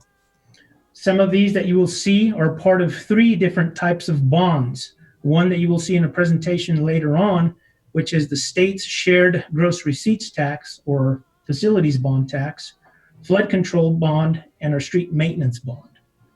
Again, these have been presented at the work session. One thing that I do want to note based on the discussion that happened at the last work session was the removal of the Amador Hotel. Here are the other listings of the bonds that were slated for those sales as well. Again, I'd like to bring to your attention that the bonds are actually being shown just like the appropriations are. For this instance, you have one project that has 2 identified. Again, you will notice that those monies are out in an unfunded year. Now, once those bonds are sold and the city receives those, then we will come back to council through an acceptance of those and a CIP amendment to move those monies into the funded column. We also wanted to clean some of these things up. And again, this is for consistency and awareness of how much work other departments are doing as part of this program. One of those things that we wanted to note, a lot of them were put into public works, but there's a lot of involvement from other departments. Some of these examples include economic development, quality of life, fire, and police. As we had discussed at the work session, we are moving fire and police to be represented under one item as public safety. And again, this is more for awareness for the types of projects that they have that come in where really there's a lot of overlap with public safety between fire and police. As you can see, based on the CIP page, you will notice that all of their projects, whether they're newly funded, annual carryover, whatever they may be, they're all listed there in conjunction together. Now, this is a look at our final product that we've discussed. It'll have your rankings, the funded projects, the outer years of unfunded monies associated with those. The other change that we made was adding appendices. Now there are two appendices. There's Appendix A and Appendix B. Appendix A will show the newly funded projects completely on there. As you notice here, you'll also see that one of those also has bond cycling. Appendix B is going to be for totals by department for all projects. So this is a quick reference sheet that you can go back and take a look and see what each of those departments have with all of their projects. With that, here are council's options, and I will go ahead and entertain any questions or discussions. Thank you, David. Is Councilor Flores, did you have a question, or is that from the last round? I'm sorry, from the last round. Thank you. Okay, do you have any questions of David Cedillo and his presentation? I don't. Thank you. Thank you, David. Okay. Okay, well, if that's the case, then we'll go back to Resolution 20-156, where we already have a motion and a second. Mr. Mayor? Oh, I'm sorry. I have a question about the CIP. Oh, yes, I'm sorry. Councilor Sword. I don't think I understood. Thank you, Mayor. I don't think I understood exactly the rankings, what they mean. Why rank them and what will it mean in the upcoming year? Mayor, Councilor Sorg, that's a great question. Your question is, how is that going to matter in the upcoming year? Currently, right now, we are looking at modifying or change the matrix where anybody submitting a project will basically give it a weighted value. Some of those things that we're looking at is how we're tying those with some of the already approved plans that council has already initiated. And as we move forward, especially with the comprehensive plan or the Elevate Las Cruces plan, there are some things in there that we want to modify in the matrix to better align with a lot of these things that the city is working towards, the goals. Not only that, but to also incorporate council's strategic plan along with the city's alignment or department plans. That way we make sure that we get those projects out there that basically have a bigger impact to our community and our customers. That's your answer? I have questions then. What's the difference between rank number 1 and rank number 10? I mean, are all of them just equally important? Mayor, Councilor Sorg, yes, they are all important. The ranking value is that given by the department that went through the matrix to assign that weighted value. So for instance, if you had a project that aligned more with council's strategic plan and the department's strategic plan and other matrix criteria, that will give that project a higher value. Now, based on I understand that, David. That's not what I'm asking. How will it be treated, if treated differently at all, in the coming year? The ranking. Before we answer, David Cedillo, looks like David Maestas wants to make a quick comment. Thank you, Mayor, and thank you, David, for your answers. Councilor Sorg, you might recall a couple of years back, council had asked if we could put rankings to a project. And the reason for that was because we were coming to you with several projects throughout a year saying these are projects that we're recommending to be funded. Some of them were brought forth based on the analysis that was done as part of our payment management system. Others were brought forth based on projects that council had brought up in previous years. So what we do now, after the matrix is applied to each project, the department directors and the committee for the capital improvement program get together and they put an order of ranking so that you know which project is the one that we feel has the most importance to the community. So when these projects come forward to council, you have an idea of how these projects came forward to you and how they were voted upon. And now you have a ranking system of which ones we're going to work on and try to get to first based on input from council, our constituents, and the rating systems that we have in place for our maintenance programs. Thank you. Oh, wait a minute though. Would you treat them as being, of all the projects, hundreds of projects that the city does, would you treat them as being the city's top 10? Mr. Mayor, Councilor. Here, let me back that up. Let me add this to it. Say we run short of money. Say we miscalculate the COVID-19 and we have to cut something. Would you start cutting with number 10 and work your way up to number 1? Or wouldn't you? Would you or wouldn't you? Or would we? Mr. Mayor, Councilor Sorg, as we start looking at how we're going to prioritize cuts based on something like the COVID-19 pandemic, then yes, we would start looking at those projects that were lower ranked, the ones that did not have a community benefit. Because the higher the community benefit, the larger that rank is going to be. Good question. Okay. Thank you. Okay. Okay, I understand now. Thank you so much, both Davids. Thank you again, Mr. Mayor. Yeah, looks like Sarah Cundiff wanted to jump in. Did you want to say something, Sarah? Or did you just accidentally hit your, okay, well, you're gone now. Okay, so was there anything you wanted to add, David Cedillo? No, Mayor. Oh, okay. Okay, so, and you're done, Councilor Sorg? I guess I turned it off too quick. Yes, I am. That's good for now. Okay, Councilor Vasquez? Thank you, Mayor.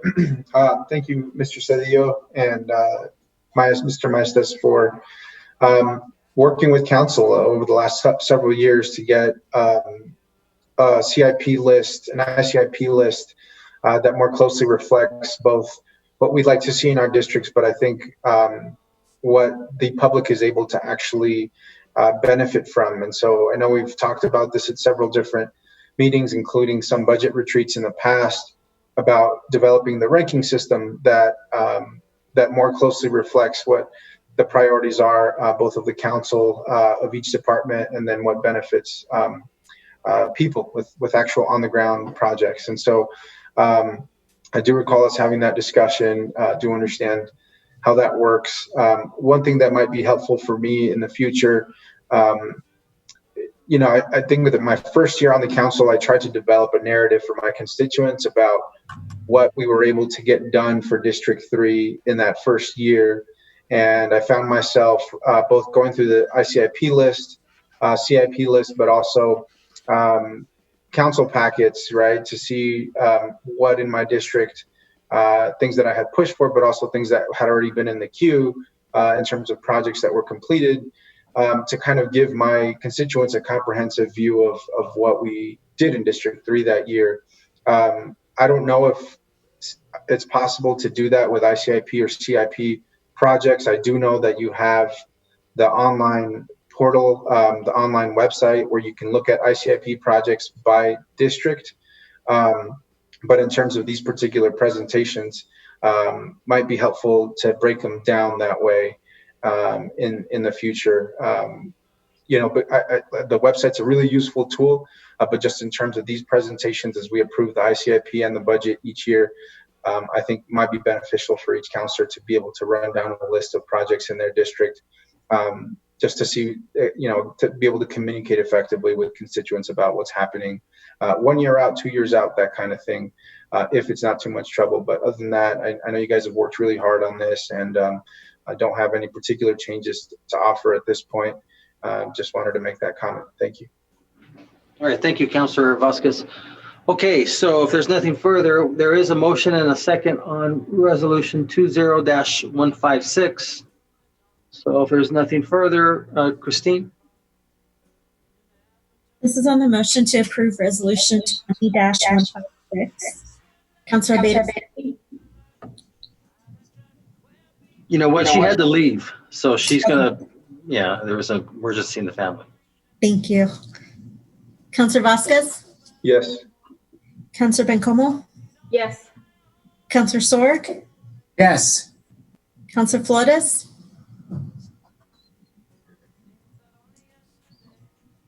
Councilor Flores, I think you're muted.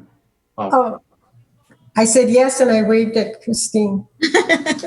Two things. Thank you. Councilor Gandara? Yes. Mayor? Yes.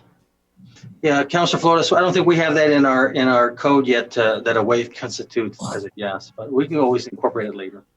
Okay, so now we need a motion and a second for Resolution 20-157. Move to approve.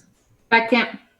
Motion made by Councilor Sorg, second by Councilor Bencomo. Councilor Vasquez, did you have another question on this presentation? No, Mayor, let me lower my hand there. Thank you. Okay, so if there's nothing further, Christine? This is on the motion to approve Resolution 20-157. And Councilor Beta Stuvey is absent. Councilor Vasquez? Yes. Councilor Bencomo? Yes. Councilor Sorg? Oh, I had to move the mouse way over. Yes. Councilor Flores? Yes. Councilor Gandara? Yes. Mayor? Yes. Okay, next item, 7.4, resolution number 20-158. Need a motion, a second, please. Move to approve. Second. Motion made by Councilor Vasquez, second by Councilor Bencomo. And Matt Sines and David Cedillo should be making the presentation.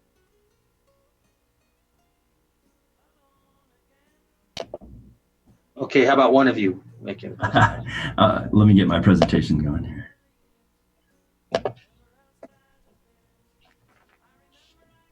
Let's see.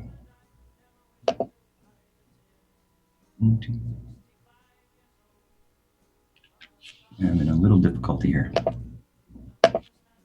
Okay, can everyone see the presentation? Okay, good afternoon, Mayor, members of Council, Administration. For the record, my name is Matthew Sines, Senior Budget Analyst with the Budget Office, and I'm here today to present the budget adjustments for May. With these adjustments, there are no new programs or policy initiatives. The adjustments are focused on compliance and alignment. We do have an increase in general fund expenditures, and we also have some additions to the vehicle acquisition funding. Mr. Cedillo will present the capital improvement amendments, and overall, what we're trying to accomplish today is to apply best practice. Now, before we get started, just as a reminder, the amounts that we are requesting today are located in the column with yellow text.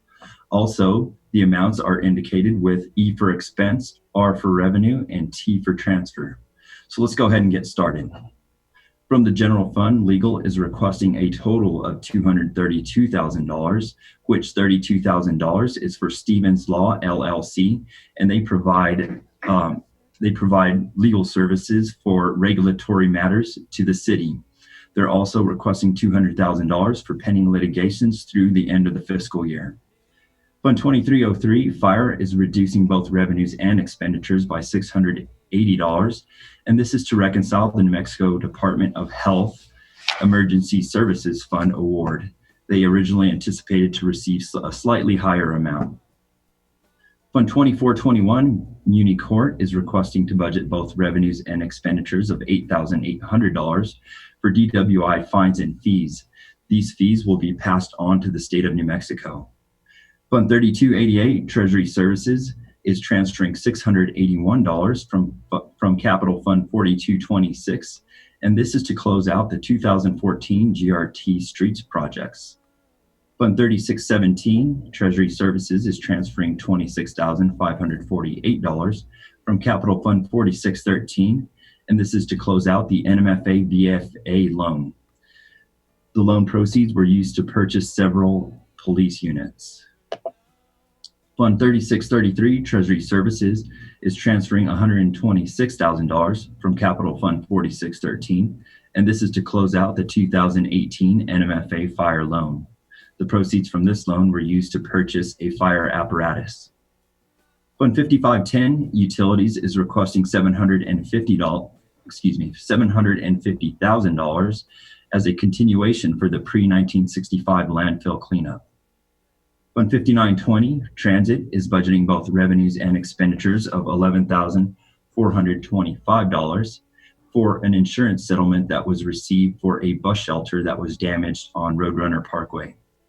They're also requesting to budget $25,879 to reconcile their grant budget to actuals. Fund 5923, Transit again, we're also reconciling their capital grant to actuals by $19,051. Fund 6340, Legal, is requesting $300,000 for pending litigations through the end of the fiscal year. Lastly, Fire is requesting to replace several of their rolling stock units. These amounts are currently budgeted in the current fiscal year. However, we do need council's approval to add them to the vehicle acquisition funding. So they are requesting 2 Ford F-250s at $75,000 and 3 UTVs at $25,000 for a total of $225,000. I'd like to thank you all for your time. And at this time, I want to turn it over to Mr. David Cedillo, who will be covering the CIP amendments. David. Thank you, Matt. Mayor, Councilor, David Cedillo, Interim Public Works Director, and I'll be going over the CIP amendments. The first one we have is from Police Department, the building HVAC filtration renovation. The amendment will be project cost and timeline. We're reducing this by $25,000. The remainder of their work will be done in the new fiscal year. This will all be transferred over to the Safety, Health, Environmental, and Emergency Fund that will come up shortly. The next amendment is in the General Facilities Rehabilitation Program. The amendment is project cost and renovation of sub-projects. This will increase by $125,000 for improvements to the Brannigan Library sump pump, City Hall office, furniture, and fixtures and equipment improvements, and also security improvements at City Hall.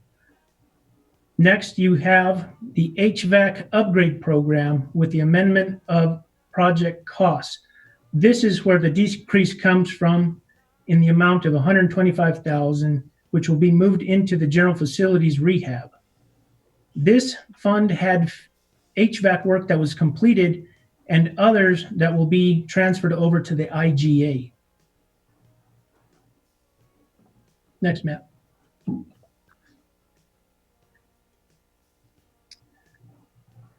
The next one we have is for the Safety, Health, Environmental, and Emergency. This is increasing by $25,000 from the slide prior. It is an amendment to project cost and revision of those sub-projects. It will increase by the $25,000, which will include improvements to Albert Johnson Park sidewalk, auction barn rehabilitation, conference room carpeting, and convention center light pole. The next item is for the Rio Grande Theater ADA seating. This is adding the project to the CIP. This project is being added after allocated operational budget was identified by economic development to address the ADA seating at the theater. Next, we have the gateway entry points signage.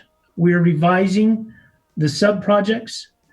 We are revising this to address the sub-project that is only listed as gateway signage to reflect gateway signage repairs. This will include portions of that project that will repair existing gateways.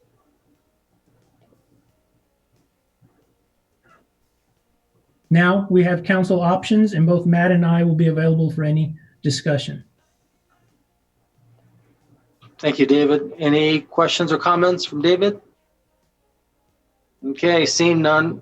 Christine? This is on the motion to approve resolution 20-158. Councilor Abeta-Stuvey, she's still absent.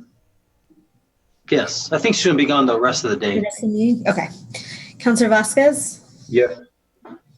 Councilor Bencomo, Yes. Councilor Sorg, Yes. Councilor Flores, Yes. Councilor Gandara, Yes. Mayor. Yes. Okay, thank you, Matt and David. Next one is 7.5, Resolution 20-159. Move to approve. Second. Motion made by Councilor Vasquez, second by Councilor Sword. And William Blanchard will be discussing. Good afternoon, Mayor and Council. William Blanchard, Budget Analyst, City of Las Cruces. And the resolution before you is to accept 3 new grants and to adjust the budget. And can everyone see my screen? Yes. Okay.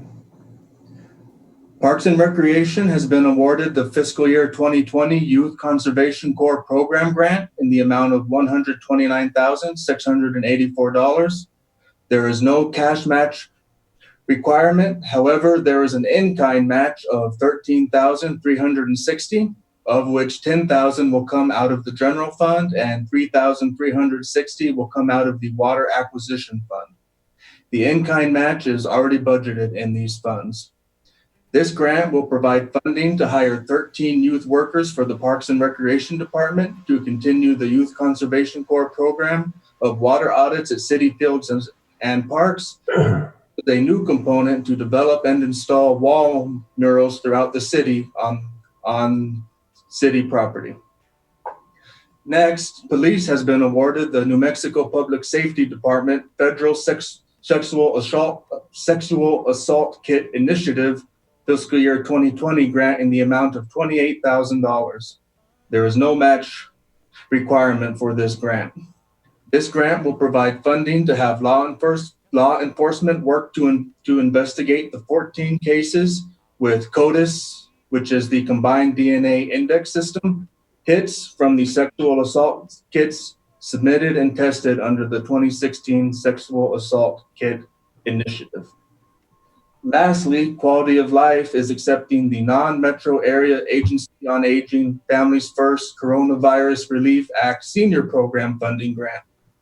This will provide Families First Coronavirus Relief Act funds for senior programs disaster relief efforts tied to COVID-19, including meal provisions and staff retention. And with that, here are your council options. I will stand for questions. Thank you, William. Councilor Bencomo? Thanks, Mayor, and thank you, William. Yes, I have a couple questions. For the youth, that first one you presented on, the Youth Corps, I was reading through the packet and it said that it was a 6-month project. Just curious, given COVID-19, if there's going to be flexibility on the time frame of that grant. I am going to have to defer that question to Amy Johnson-Basford, the grants administrator. Good afternoon, Council, Mayor and Councilor Bencomo. Yes, the YCC program has extended the program until December 31st of 2020.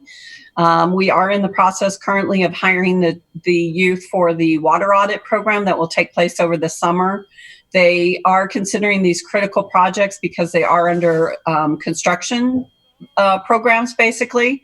And then we will begin hiring the youth that will work on the murals as planned for start sometime in July.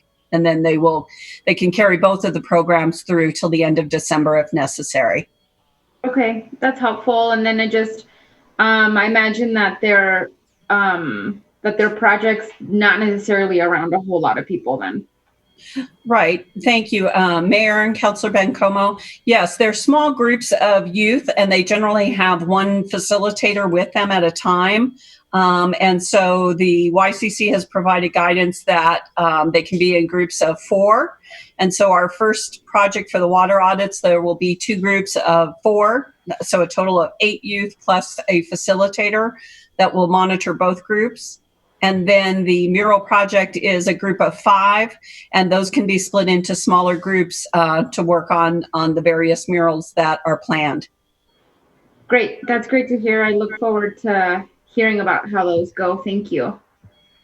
And then, one more question. And William, this might not be for you either, but I'll ask you. In terms of the sexual assault kits, I think it's, I often hear about in a national dialogue, the backlog of sexual assault kits and how they have not been tested. What does that look like here in Las Cruces and Doñana County? And then obviously, given that these are for 2016, right? It makes me wonder what the situation is like here and if we could be doing more as a city.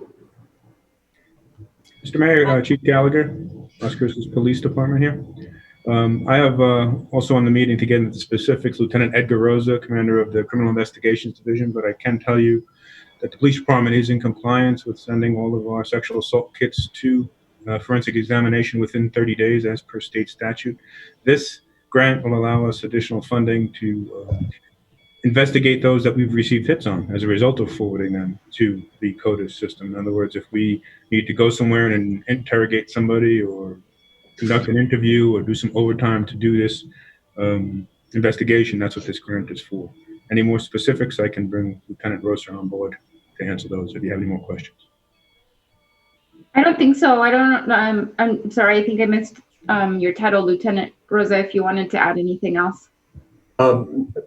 Actually, the overall the grant itself for Las Cruces Police Department is the pilot program for SACI and the grant itself being utilized to assist us in our investigations. So the SACI unit itself has hired 2 additional civilian investigators through the New Mexico Department of Public Safety, and they will do most of the legwork for our department, and which is essential because some of these cases are dated, and then it will come back to us and provide us the necessary information, and hopefully we can take some of these cases to the DA's office for prosecution.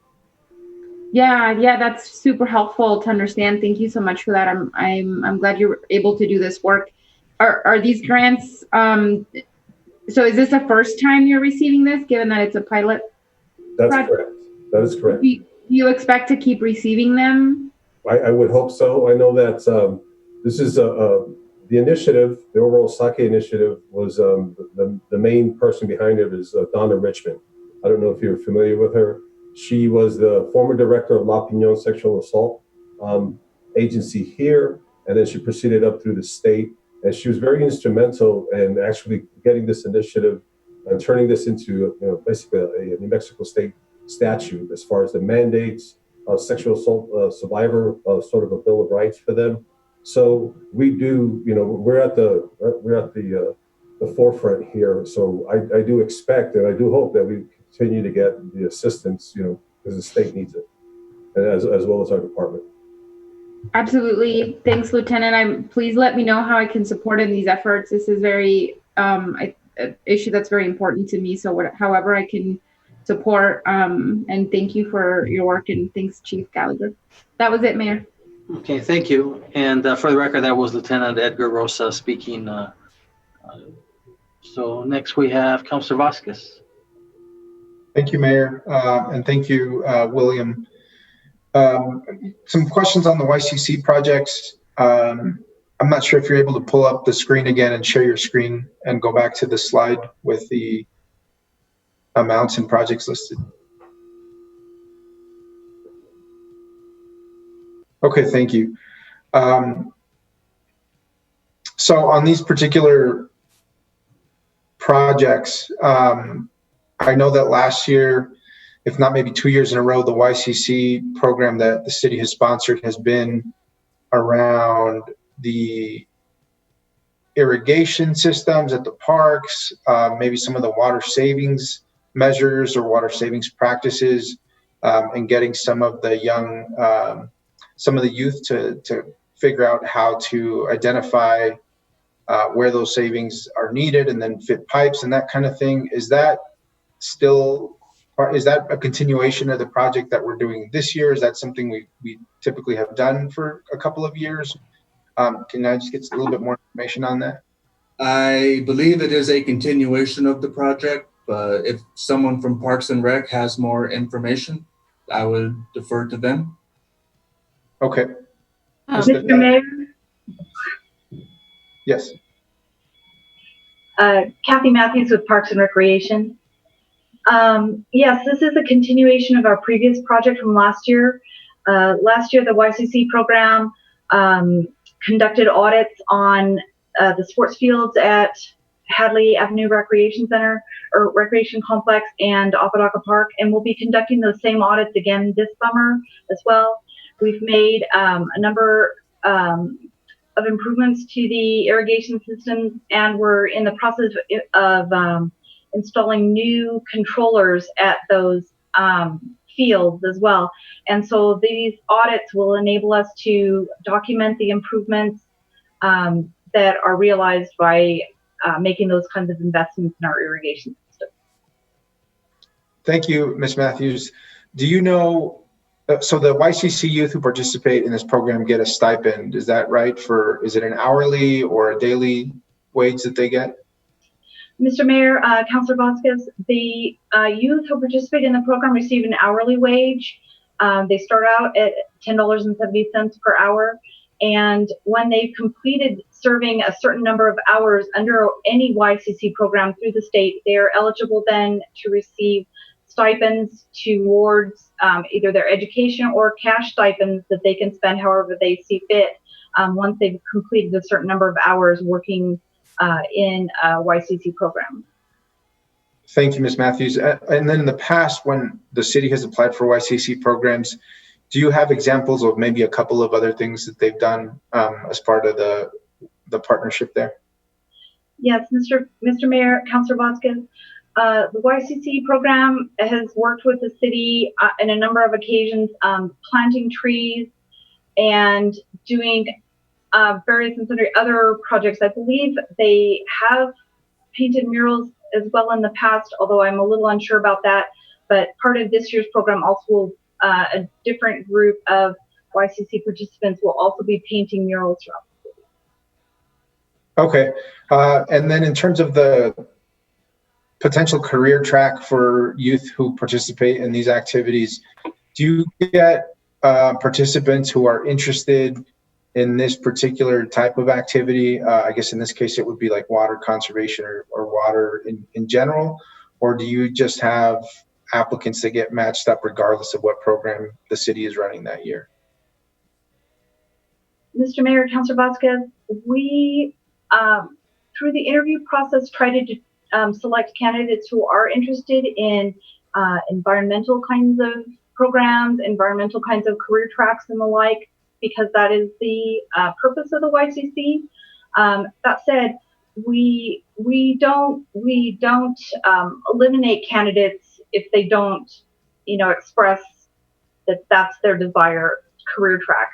Of course, the purpose of the YCC program is to introduce participants to environmental work of all kinds. Some other projects involve working in botanical gardens or building trails, or in our case, water conservation and how to incorporate that into everyday kind of life and still have beautiful recreation facilities. So there's a wide range of projects that YCC participants can work on, and the goal is at the very least to introduce young folks to this kind of work and the opportunities that are available. Great. Well, thank you, Kathy. I think that's a good balance to have, right? I've seen some of these programs in the past kind of put kids to work without necessarily teaching them the skills or the knowledge behind what they're doing or why they're doing it, right? In this sense, the water conservation piece, contextualized to our area and why we need to conserve water, what the issues are with old systems versus new systems, and what kind of savings they affect and how they impact perhaps our water supply. I just want to make sure that we're kind of adding that educational curriculum in addition to having youth do some pretty hard work, right? And so I've just seen in the past where youth have participated in these programs, and it's been more of a cheap source of labor than it has an educational experience. I'm not saying that that's the case here at all. I just want to make sure that we're thoughtful, especially because this is a program meant to instill kind of a conservation and environmental ethic, and also provide a potential career path, that our park staff are also briefing youth on the importance of these projects, how water systems work and all those kinds of things, in addition to actually kind of fitting pipes and digging holes and that kind of thing. Councilor Vasquez, yes. I think Amy Johnson Bassford wanted to add a thing or two also. Okay, sure, thank you. Mr. Mayor, Councilor Vasquez, I just wanted to reiterate, this is the second year of the program that we're doing YCC. It had been multiple years since we had applied for this. And so now we're excited by our success of last year to bring it back again this year. I want to reiterate that there is a huge educational component into both of the programs we're doing this summer, including a life skills program that really does teach kids about money, about having a paycheck, about what you do with that paycheck, as well as the responsibilities of working for an organization, because many of these kids, this is their first job. And so we want to instill in these youth a good work ethic, as well as the ability to manage the money that they're getting over the summer or over the grant period. And the education continues throughout the entire section. The youth that are working in the water audits will go through an intensive training on the Quell program and have the opportunity to become certified in Quell.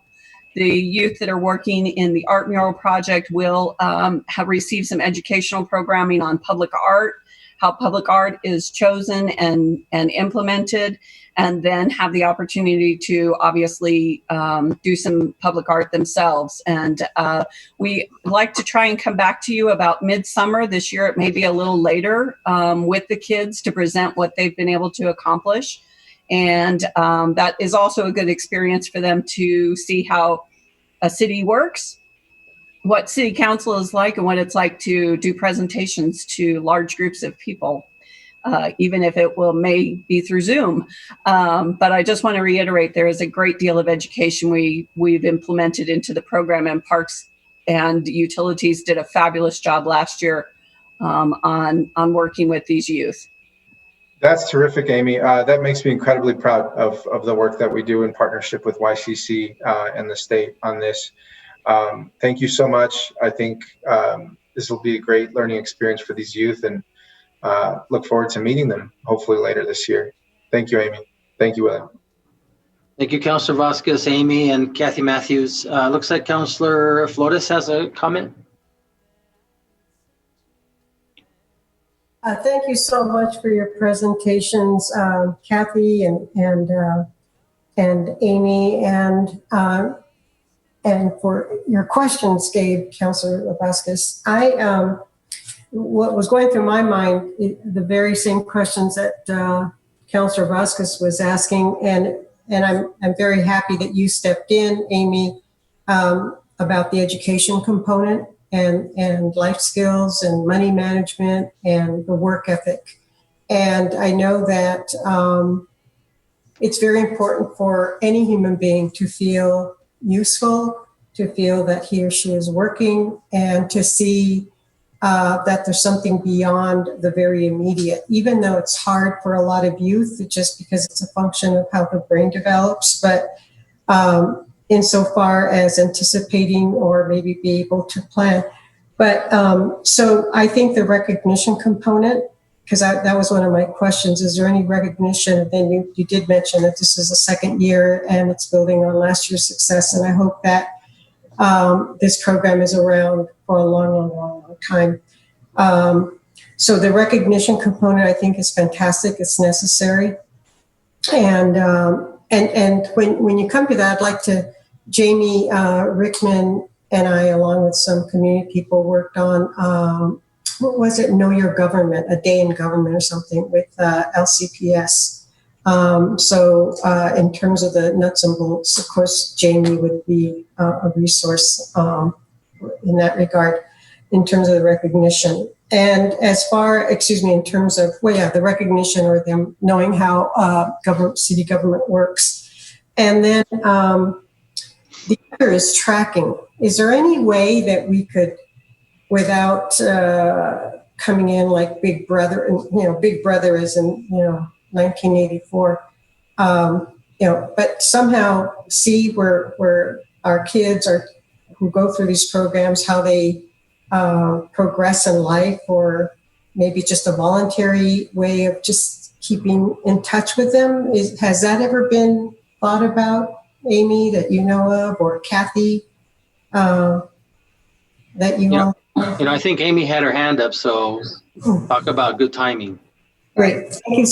And again, thank you, Kathy, and thank you so much, Amy. Oh, and I know the recognition insofar as last year's project, that the audit came back, and some of the projects, the audit showed something, and showed something good. So there were some improvements that were actually implemented. The irrigations, I think it was at Hadley Park. So that sort of recognition would be also wonderful. So, and thank you. Thank you, Mayor, Councilor Flores. Thank you for those ideas. I think implementing a day similar to what you and community outreach had done earlier this year. Sorry for interrupting, but that's Amy Johnson Bass we're talking. Sorry, Mayor. Okay. And so implementing a day like that might be a really good use of time. The program does allow us some flexibility in adding components or changing components. A lot of it depends on the weather, of course. And so there are days when we have to find something else for the youth to do. I believe that the state YCC does track the youth after they have been employed.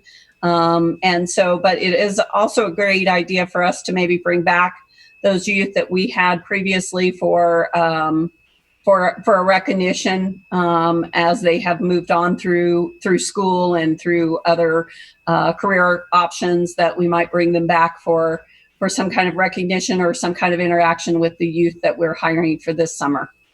Kathy, I'll let you expound on some of that. So one of the requirements for the YCC program is that each of the youth complete an end of program survey where they give us some feedback about our project and how they feel about the success of the project and how it benefited them. And so we definitely take those comments and use them to improve each year as we go through these projects, go through each of these programs with each new year. So that kind of feedback is very important to us. And so that even that small bit of follow-up with the youth participants is extremely useful to us. Thank you, Ms. Matthews, and thank you again, Ms. Vasquez. Councilor Vasquez, did you have another question, or did you forget to put your hand down? I forgot to put my hand down. Okay, no problem. Thank you, Mayor. Okay, anybody else? Okay, seeing none. Christine?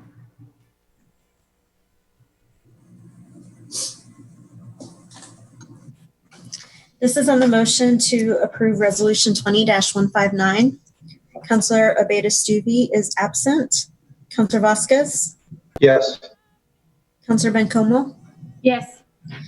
Councilor Sork? Yes. Councilor Flores?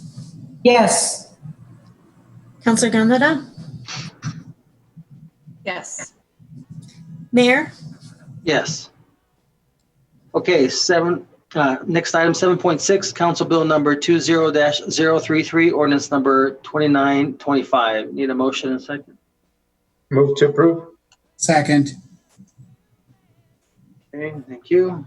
Karen Byram and David Cedillo will discuss. I just have one quick question. Karen, is this going to require a supermajority to pass this if we move forward?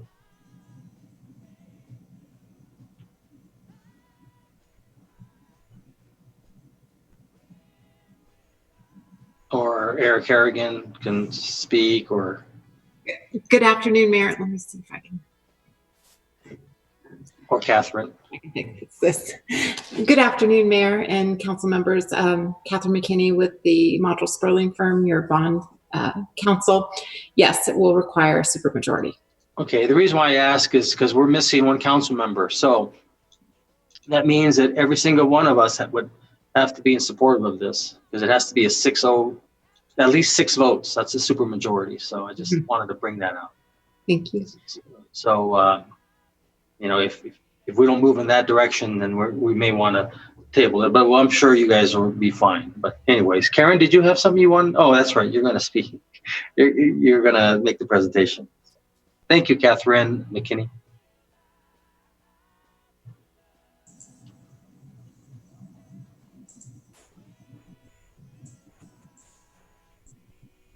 Karen, are you there?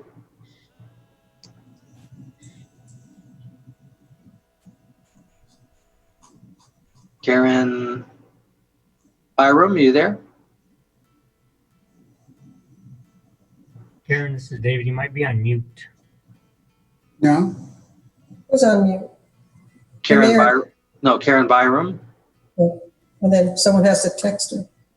Okay, well, looks like David Cedillo has another part of this. David, did you have anything you wanted to say until Karen jumps in? Good afternoon, Mayor, Council. David Cedillo, Interim Public Works Director. Karen was going to be taking part of the first portion of the slides, and I will be taking over the last portions. But my question is, can everybody see the presentation up currently right now? Yes. Yes. I also see Karen. I just can't. I see her mouth moving, and I just can't hear her. Karen, oh, that's weird. Well, David, let me just Cedillo, let me just ask you this. Okay, so the bond is like 9.1 million, and it appears as though the majority of it is going to be for a lot of public works. Did you want to talk a little bit about what the public work projects are? Yes, I can do that, Mayor. Okay. As a matter of fact, what I'll do is, since I have the presentation up, I will go ahead and go through the slides if that's okay with council. Sure, of course. Okay. Well, thank you. Good afternoon. So I will I'll go ahead and do the presentation for the state shared gross receipts tax loan. So a little bit of background. There's 2 SSGRT loans and 1 ordinance. Same pledged revenue.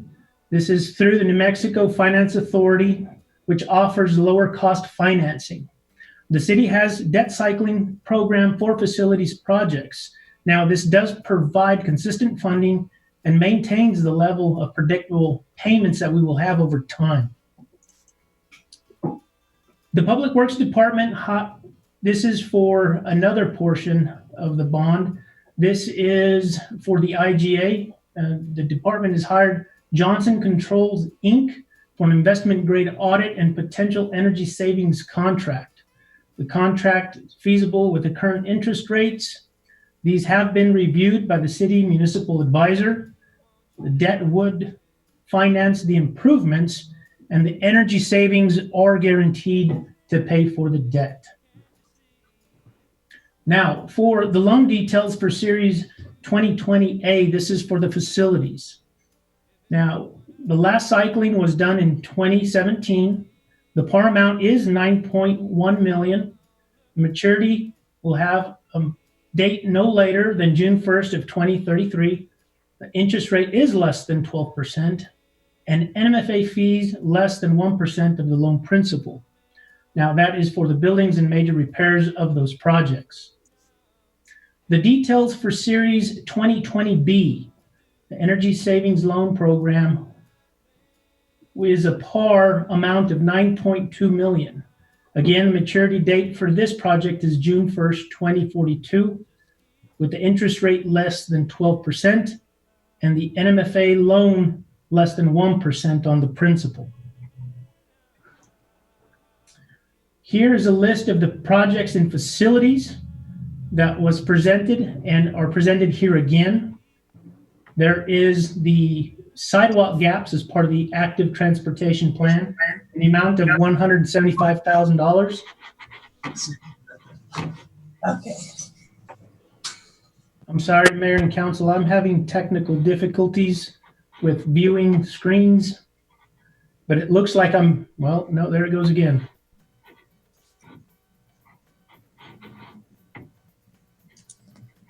My apologies to Council.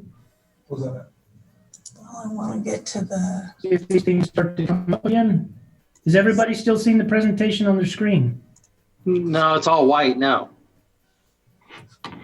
Where is your sitting at? I'm not sure, baby.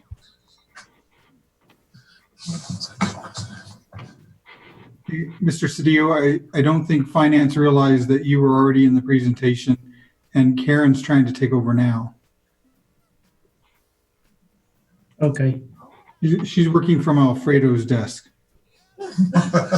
I'm not trying to take over. Sorry, I was just watching. Oh, okay. So let me. Okay. Does that make?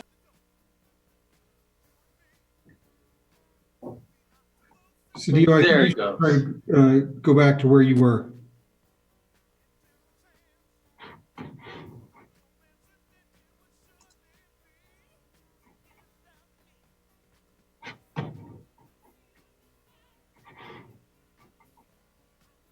I think Mr. Maestas is trying to help run the screen. Mayor and Council, I'm still blacked out. I'm sorry. I do apologize. What I'll do right now is I'll stop sharing in case somebody else can bring up the presentation for now, because I can't see the screens at all.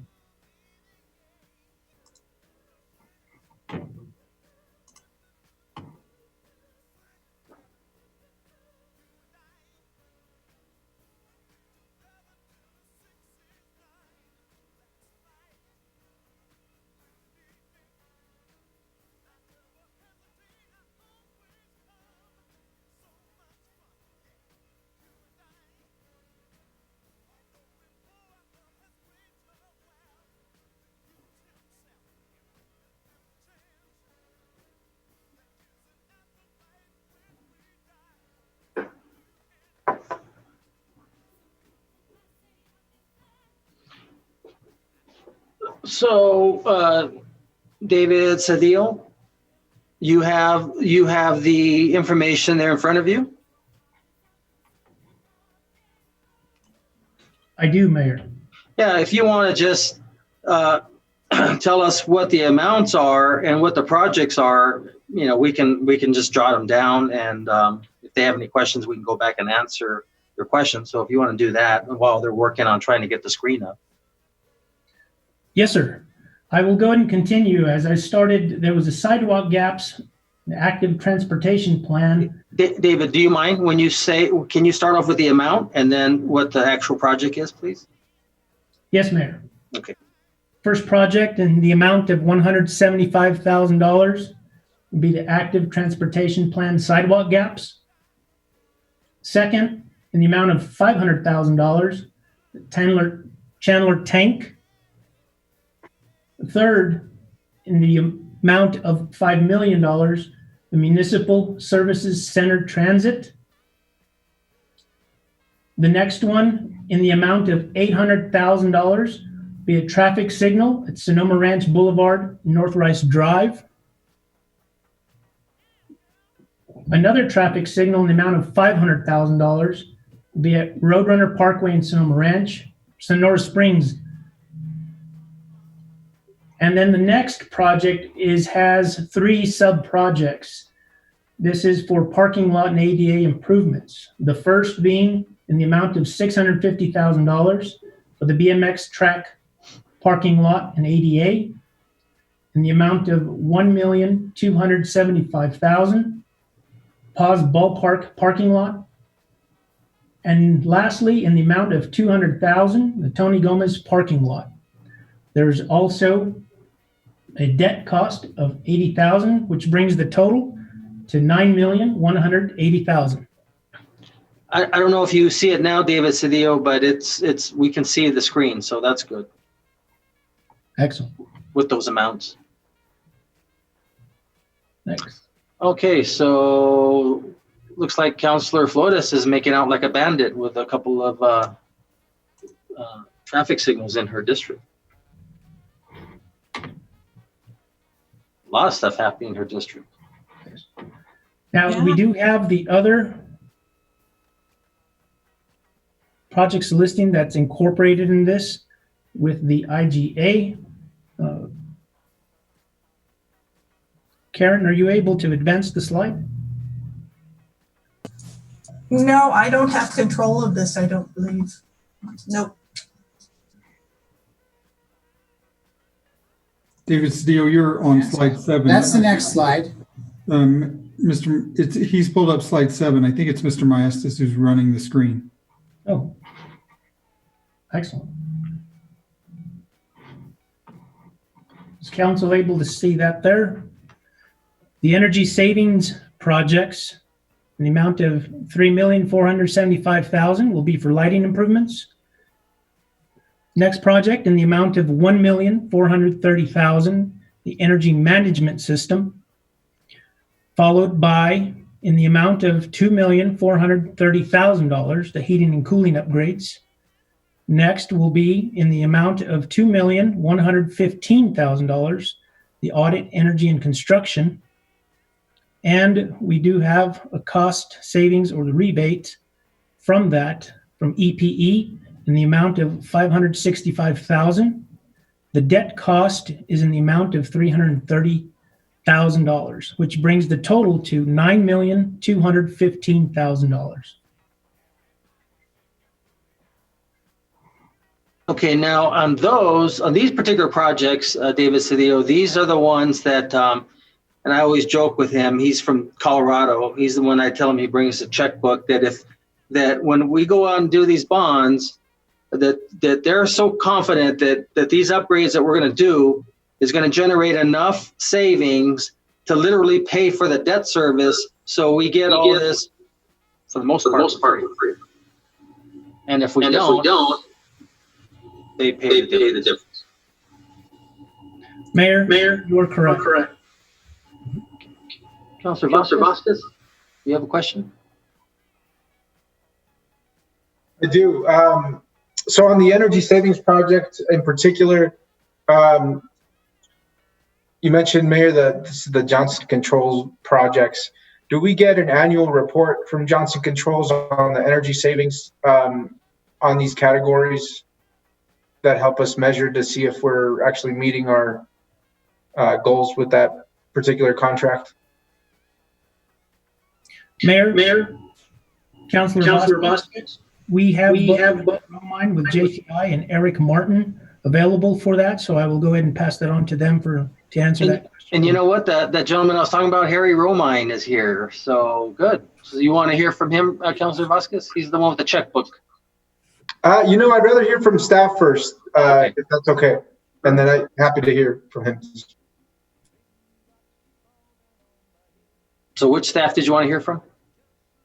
Well, Mr. Martin or whoever would be in charge of administering this particular project in terms of the annual savings report that I believe we're supposed to get is something that I would love to see every year to make sure we're meeting our goals as part of this contract. Good afternoon, Mr. Mayor, members of council. Eric Martin, Public Works Department, Facilities Management. Everybody can hear me okay? Yes, sir. All right. Yes. As part of the ongoing process, and I'll ask Mr. Romine to step in with additional details, but yes, we will be getting a routine report at least annually because we need to go through and look at what those savings are and whether or not they need to write us a check each year, so to speak. Hopefully not, that everything balances out exactly as planned. In addition, there will also be ongoing monitoring as part of the project so that we don't have any surprises as we're moving forward. So, Harry, could you provide some additional details on that, please? Good afternoon, Mayor and Council. Harry Romine, Johnson Controls. Yes, that is correct. So every year we will do a presentation to City Council and present what the guaranteed savings were for that year and what the actual savings were. And if the actual savings is less, then we have to bring a check to make up the difference each year that happens. If it's more than what we guaranteed, then that's just additional money that the city can use for other things. Thank you, Mr. Romine. In your time at Johnson Controls working with perhaps similar contracts, how many times have you had to write a check? Yes, Council, that's a very good question. Fortunately, on my projects, I've been with Johnson about 27 years. We have not had to write one on any of mine yet, but there are probably 20 a year that we do have to write a check for and stand behind it.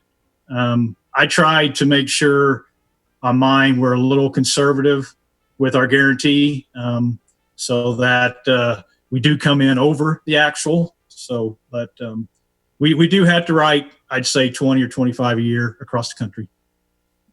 Well, that's good to hear. I know that the mayor is a big fan of this, and I am too, as long as it works. Always has sounded a little bit too good to be true. But you know, if that's the way that this business works and it helps us with our energy savings, I'm all for it. I want to make sure that there's like some accountability year after year on this. And I know that Johnson Controls provides annual savings reports to the municipalities that you work with. So I would love to see those, maybe at least in the first few years of this contract, in whatever way that might be possible, perhaps as like annual work session items in which we're talking about energy efficiency in general. It would be great to see the efficiencies that we're achieving throughout the years, because I know, you know, those might be just on a staff level in terms of who evaluates those reports. But I'd love to see them as we progress on this contract. But happy to hear that you are writing checks in case it comes to that. So thank you, Mr. Romine, and thank you, Mr. Martin. Thank you, Mayor. Councilor Vasquez, Mr. Romine, this isn't your first project, right? This is, you said you haven't written any yet. This is your first one. No, sir. I know. I'm just kidding. And then second, a couple of them. Yeah, I know you have. And second, Johnson Controls is an international company. So not only do business in America, in North America, you also do it in Europe and throughout the world. So you're an international company. So that's yes, huge. Eric Martin, did you have a comment you'd like to make? Yes, Mr. Mayor, Councilor Vasquez, we'll work with the Office of the City Manager and we'll work with the vendor to make sure that we can provide whatever presentation or data that Council desires on an annual basis as this project moves forward if it's approved today. Thanks, Eric. Councilor Sorg, do you have a comment?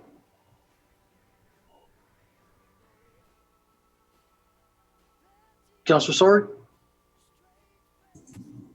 Yes, coming. Oh, sorry to interrupt your trip. Yeah, that's okay. Hawaii. It's not Hawaii. These performance contracts are a good thing, as Councilor Vasquez says, as long as they perform and they do the job they're supposed to do. And it's something I have been advocating for, I dare say, about 10 years almost now. And so I'm so glad we were able to do this finally to get it done. It's a good way to make some progress on saving energy, and that's always a good thing. Thank you, Mayor. Well, I think we have to also give a little credit to Dr. Garcia, because I think he wanted to start at first in his utilities department and then kind of spewed over into the city as a whole, so that's good. Yeah, he started it out with the utilities department, and now we're doing it with the whole city. Okay, so it doesn't look like there's any questions. I think the other three just haven't put your hand down, unless you had any further comment, Mr. Romine. Okay. Okay, well, if there's nothing further, Christine? This is on the motion to approve ordinance 2925. Councilor Abeyta Stuvey is absent. Councilor Vasquez? Yes. Councilor Bencomo? Yes. Councilor Sorg? Yes. Councilor Flores? Yes. Councilor Gandara? Yes. Mayor? Yes. Okay, good. So next item, 7.7, Council Bill number 20-034, ordinance number 2926. Need a motion, a second. Approve. Move to approve. Second. Okay, motion made by Councilor Sorg, second by Councilor Vasquez, and looks like Karen Byram and Dr. Garcia will be discussing. Karen, do we have you yet? Can you hear me? Heck, we can hear you, yes. Yay. Okay, I'm going to try to share my screen. Okay. And you can see that in a little bit. There you go. Okay. Hello, my name is Karen Byram. I'm with the Financial Services Department. This is for a joint utility loan. As a background, the Public Works Department is and has already been approved for borrowing money for their streets plan as part of their cyclical financing plan. That's the MGRT for the streets. The utilities coordinates with the Public Works to do the utilities work at the same time as they do the street work, because it's more efficient and overall it takes less time and we get to use the roads faster. However, they do need funding for these infrastructure projects, and also they need some funding for some other infrastructure projects as well.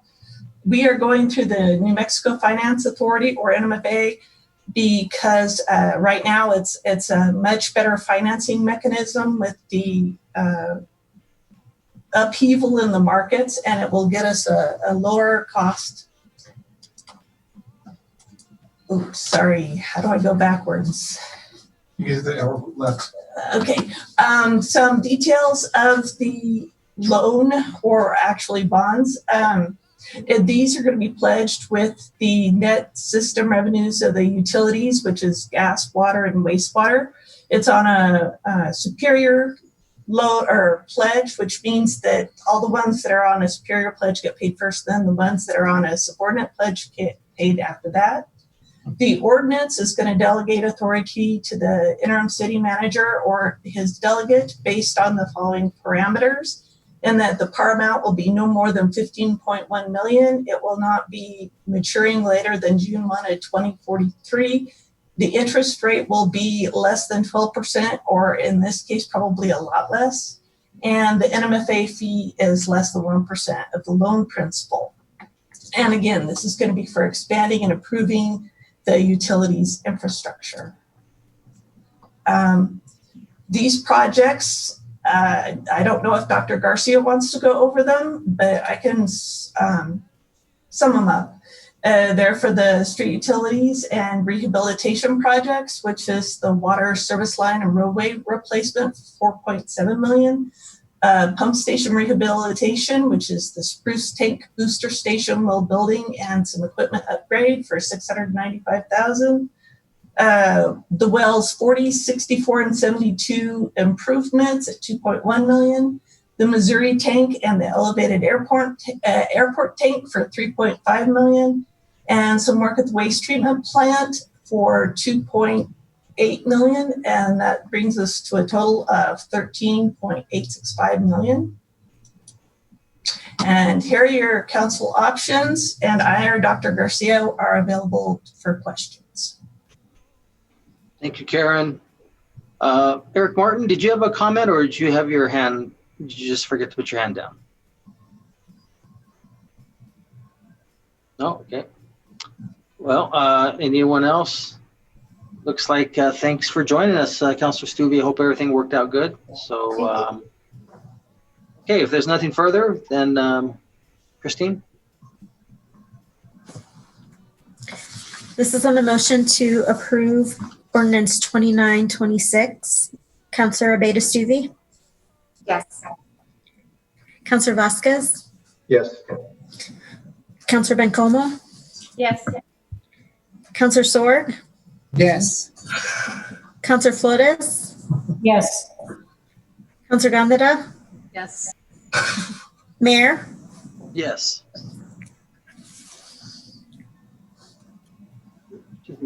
Okay, so next item is going to be 7.8, Council Bill number 20-035, ordinance number 2927. I will share my screen again. Yeah, I need a motion and a second, please. Okay. Move to approve. Second. Motion made by Councilor Sorg, second by Councilor Bencomo. And Karen, you're gonna go ahead. Share, how do you get back to the other spot?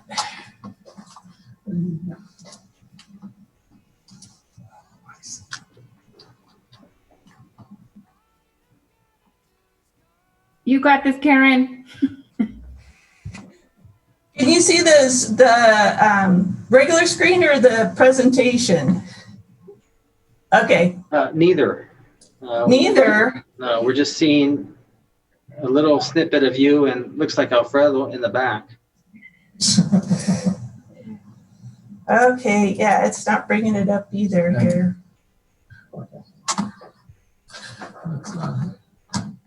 Do you want to just, Oh, yeah, go there. yeah.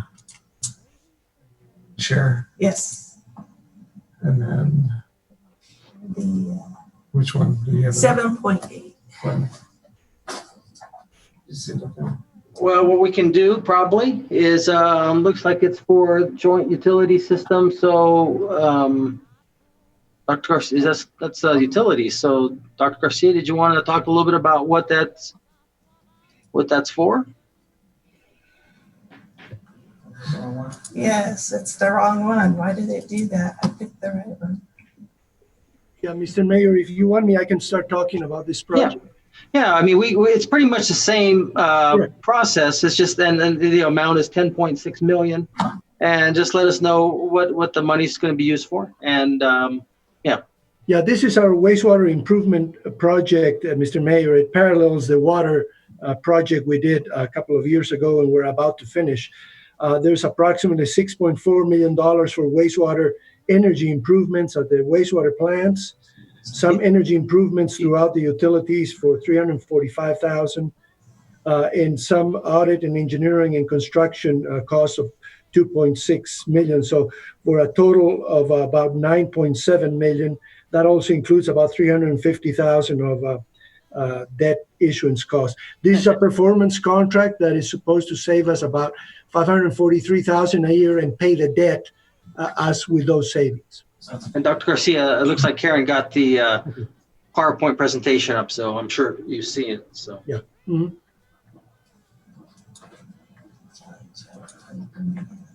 Okay, so It's going really slowly, I think. Okay, well, at least we saw it, and Dr. Garcia kind of went over what it is. Works the same way. The savings will be used to pay the debt service, and if they don't, Mr. Romine has his checkbook, so good. I think. Yes. Any questions? Correct. All right, seeing none. Christine? This is on the motion to approve ordinance 2927. Councilor Abeta Stuvey? Yes. Councilor Vasquez? Yes. Councilor Bencomo? Yes. Councilor Sorg? Yes. Councilor Flores? Yes. Councilor Gandara? Yes. Mayor? Yes, and I didn't hear Councilor Abeta Stuvey's vote. It was yes. Oh, you did? Okay, good. All right, great. Okay, well, that takes care of that. And so, so just real quick, Eric, here again, I guess our interest, do you know what our interest rate's going to be on all this? Just out of curiosity, it must be really low. So, Mayor, members of the council, this is Eric Harrigan with RBC Capital Markets. We're the city's municipal advisor. Specifically on the energy performance contract, the estimated interest rate given current market conditions is about 2.51%. Yeah, that's practically free money. So good. Okay, well, thank you, Eric. Appreciate that. Excuse me, Mr. Mayor, what was the percentage on that, Mr. Harrigan? Approximately 2.51% given current market conditions. Great. Thank you. Thank you. You're welcome. You and Catherine, you don't have to drive back to Albuquerque. You guys are already there. Yes. Okay, well, good. Well, thank you for that, and take care of our financing needs. So next, we'll go to board appointments, which I don't believe we have any. I believe we do. No. Notice of proposed ordinances, which we don't have any.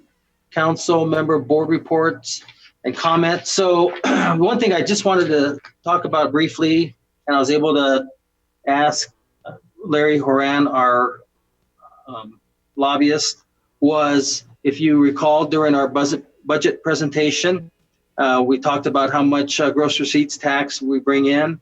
And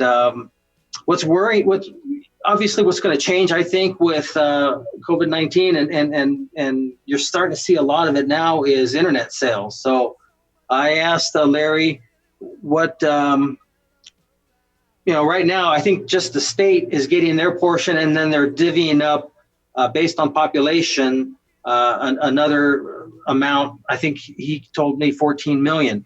But starting July 1st, 2021, whether you buy it in a store or whether you buy it on the internet, the gross receipts tax that we normally get is going to come our way.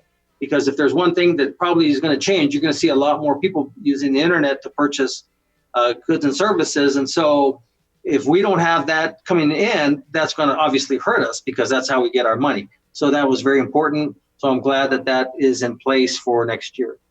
So with that, I'll turn it over to Mayor Pro Tem Gondara.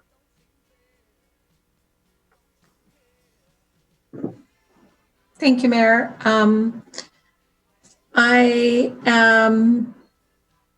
just want to say thank you to the staff for all the work that they've done to keep this moving. I know how difficult it is to work at home, or maybe some days at home and some days in the office. I just want you to know that it doesn't go unnoticed, and I very much appreciate that. I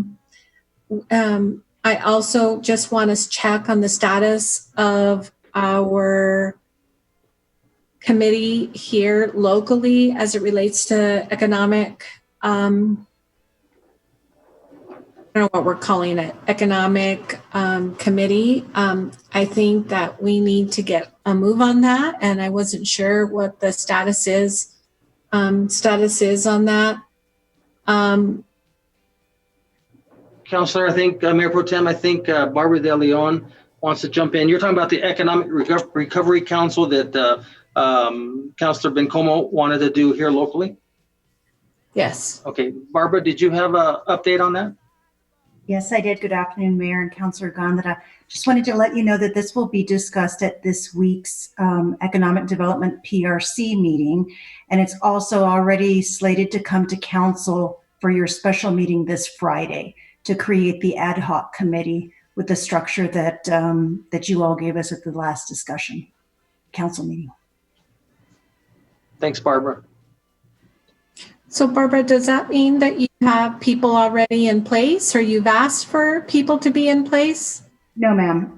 What that means, Mayor and Councilor Gondara, Mayor Pro Tem Gondara, I apologize, is that we were given guidance as far as the committee being ad hoc committee. So the packet is structured to provide for the creation of that committee. Also, what it means is that we were given guidance about the types of entities that were to participate on the committee. So there's no names associated in the packet, just the types of participating entities on the ad hoc committee. Okay, all right. Mayor, and I'm sure like of the rest of my colleagues are getting emails and maybe calls, or maybe not. Maybe it's more on the Facebook platform, people continuing to be concerned about our small business and what we are doing to assist people. I think there's some delay in, again, getting the PPP and the stimulus checks, or maybe folks are, especially around small business people who have small businesses and not able to qualify for any other programming. So I continue to be concerned about our small business, as we all are. And I'm just trying to find other avenues. I know that the Community Foundation has exhausted all the funding that we gave them, and maybe it's time to either explore other entities that might be able to provide some funding, maybe again to people, not only our residents, but small business. I continue to be concerned about that. I know in talking to the executive Tara Winters from Community Foundation, I know there isn't an interest to continue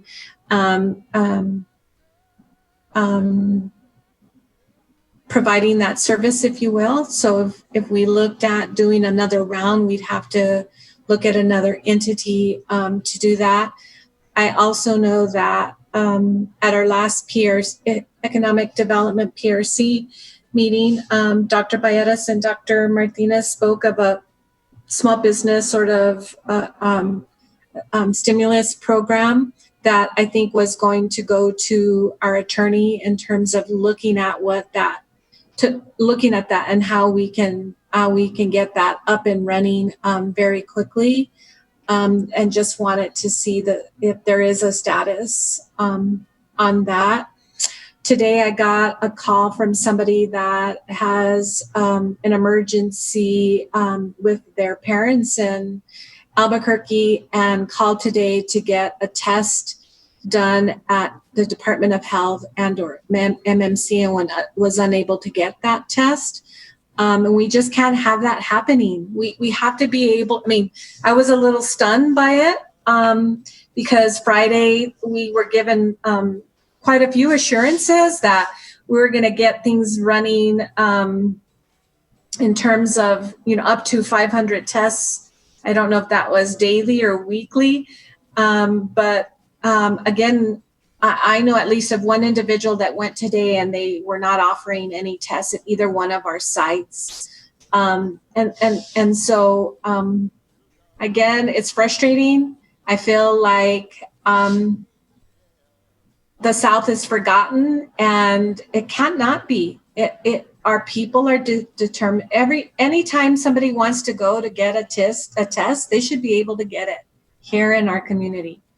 And again, I'm deeply concerned, especially when you hear the plight of this gentleman and what has happened in their family. It's a real emergency. It's older parents, one in the hospital now, just recent, and the father is there alone and needing assistance. And we can't get an expedited test for this gentleman. And so I think about, I've been proud of the response the city has done, but I wonder just how many people know about the response and all the funding mechanisms that we put in place for people, and just not being able to hear sort of a feedback loop in terms of, is there still more need out there? And if so, what is that need? And if it sounds like I'm frustrated and upset, I am, because people will choose to use that Facebook platform to talk about a lot of different things, and we're all available. I think all of my colleagues here on this dais. Is that a virtual dais? Is that what we are calling it? A virtual dais? Okay. A virtual dais. All of us are willing to listen, and yet people will not, especially in our small businesses, they're not coming to us, talking to us. You know, they will bash all of us and the entire government, and unfortunately has been politicized way too much. And frankly, I just want to help people. And so I feel a need to say that publicly.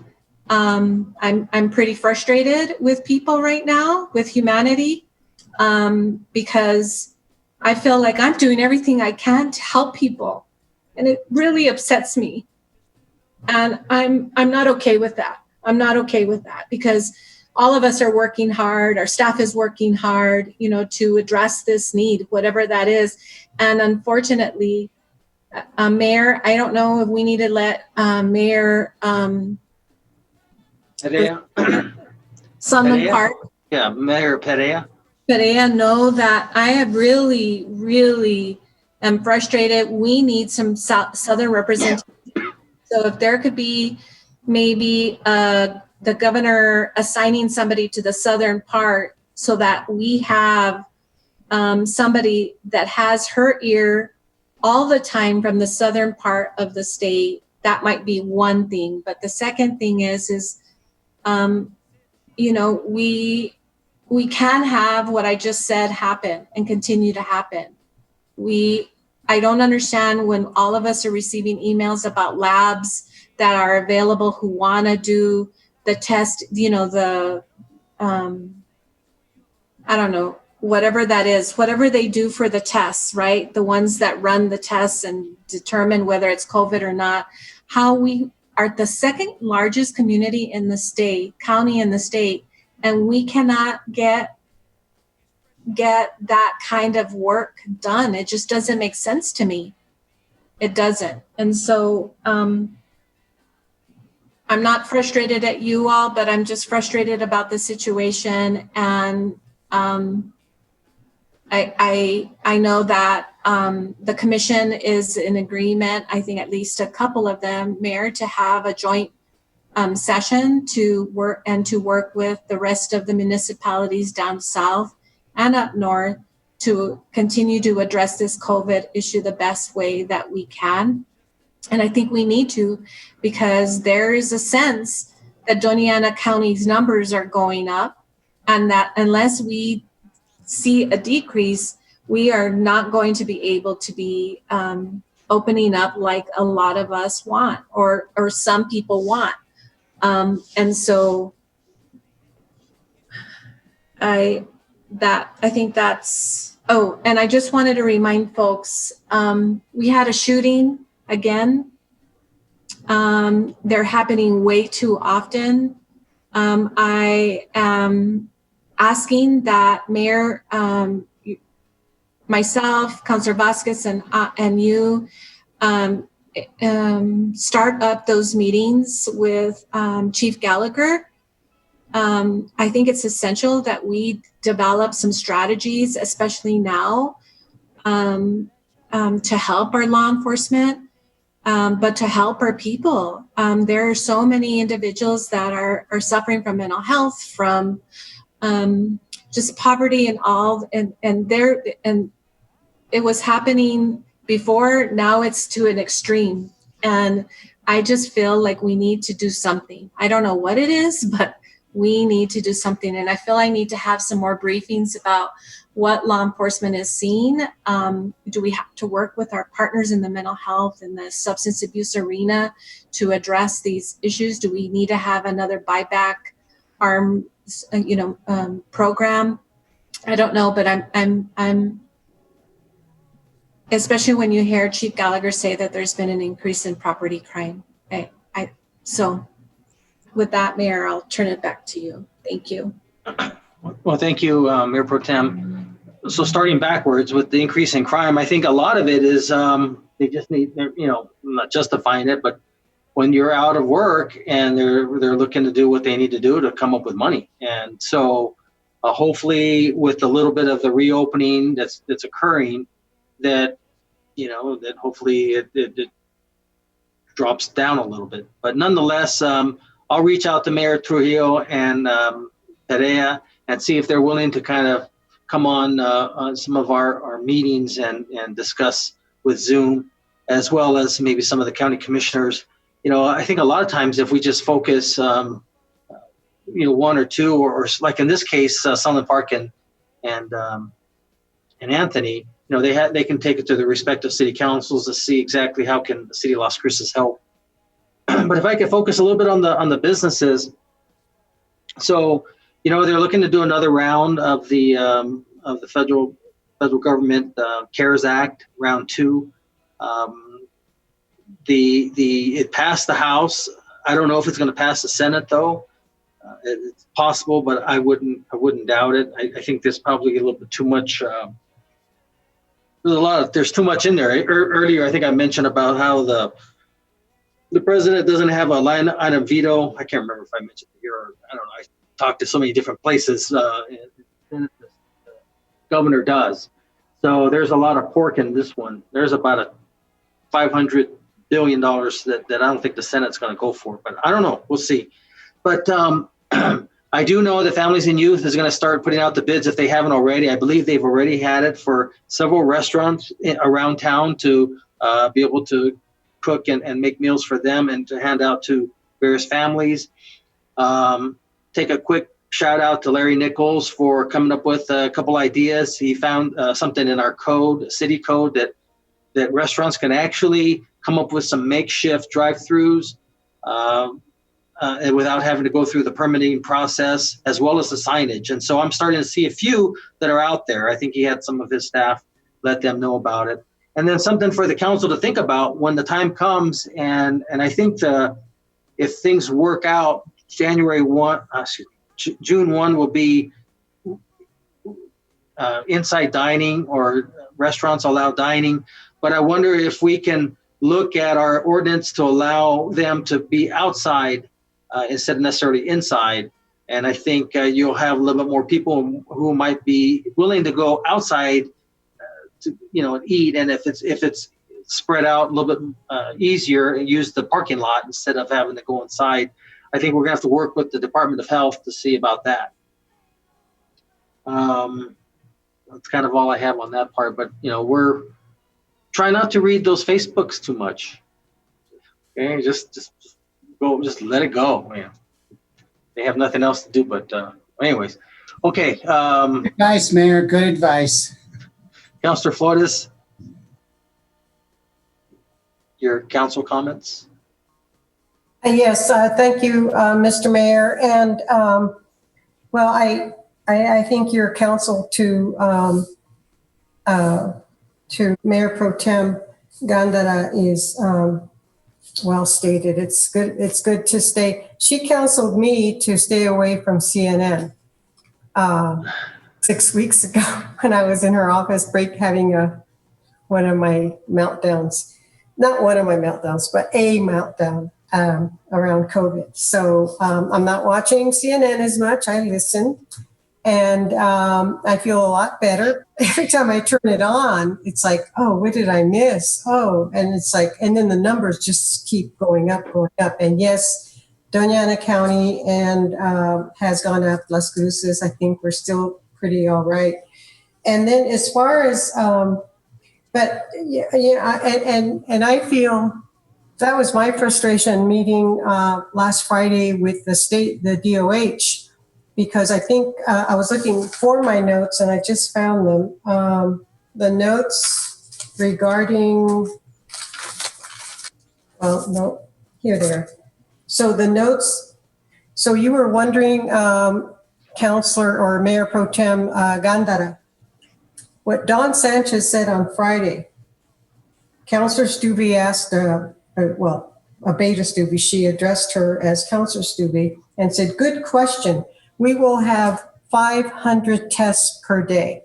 So I did a Ken Miyagishima thing and took my little calculator out to figure that one out, even though it wasn't about money, because when it comes to money, Mr. Mayor is right on top of it. But this one was just, we have 100,000 people, more than 100,000 people in the county. So I divided 500 into 200,000. Well, it's going to take about 200 days to test 500 people every day. And when that was said to us,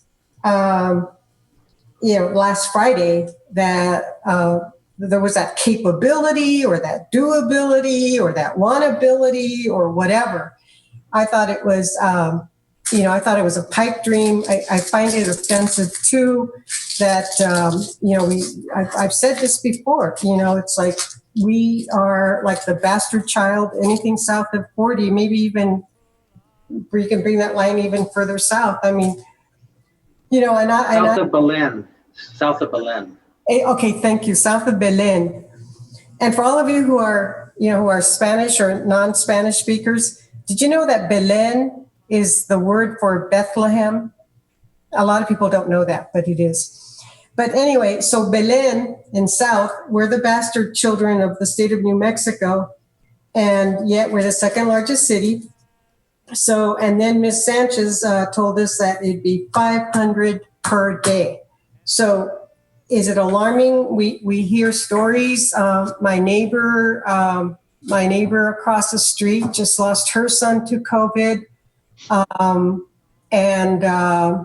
There's something, everybody starts talking about how they know someone who, yada, yada. And so anyway, I don't know what we're going to do about that. I do feel that the DOH, I think that the governor has very high aspirations, which is wonderful, but the actual implementation of those high are pipe dreams, and I don't want to minimize the goal, but if you're going to be saying this, and that's why I said to the DOH people, we really need facts. We need information. We need to be telling people what it is that they can expect, and to put some, say I would have gone on Facebook and then, blasted, oh yes, the Department of Health, Don Sanchez has said that they're going to start testing 500 people a day.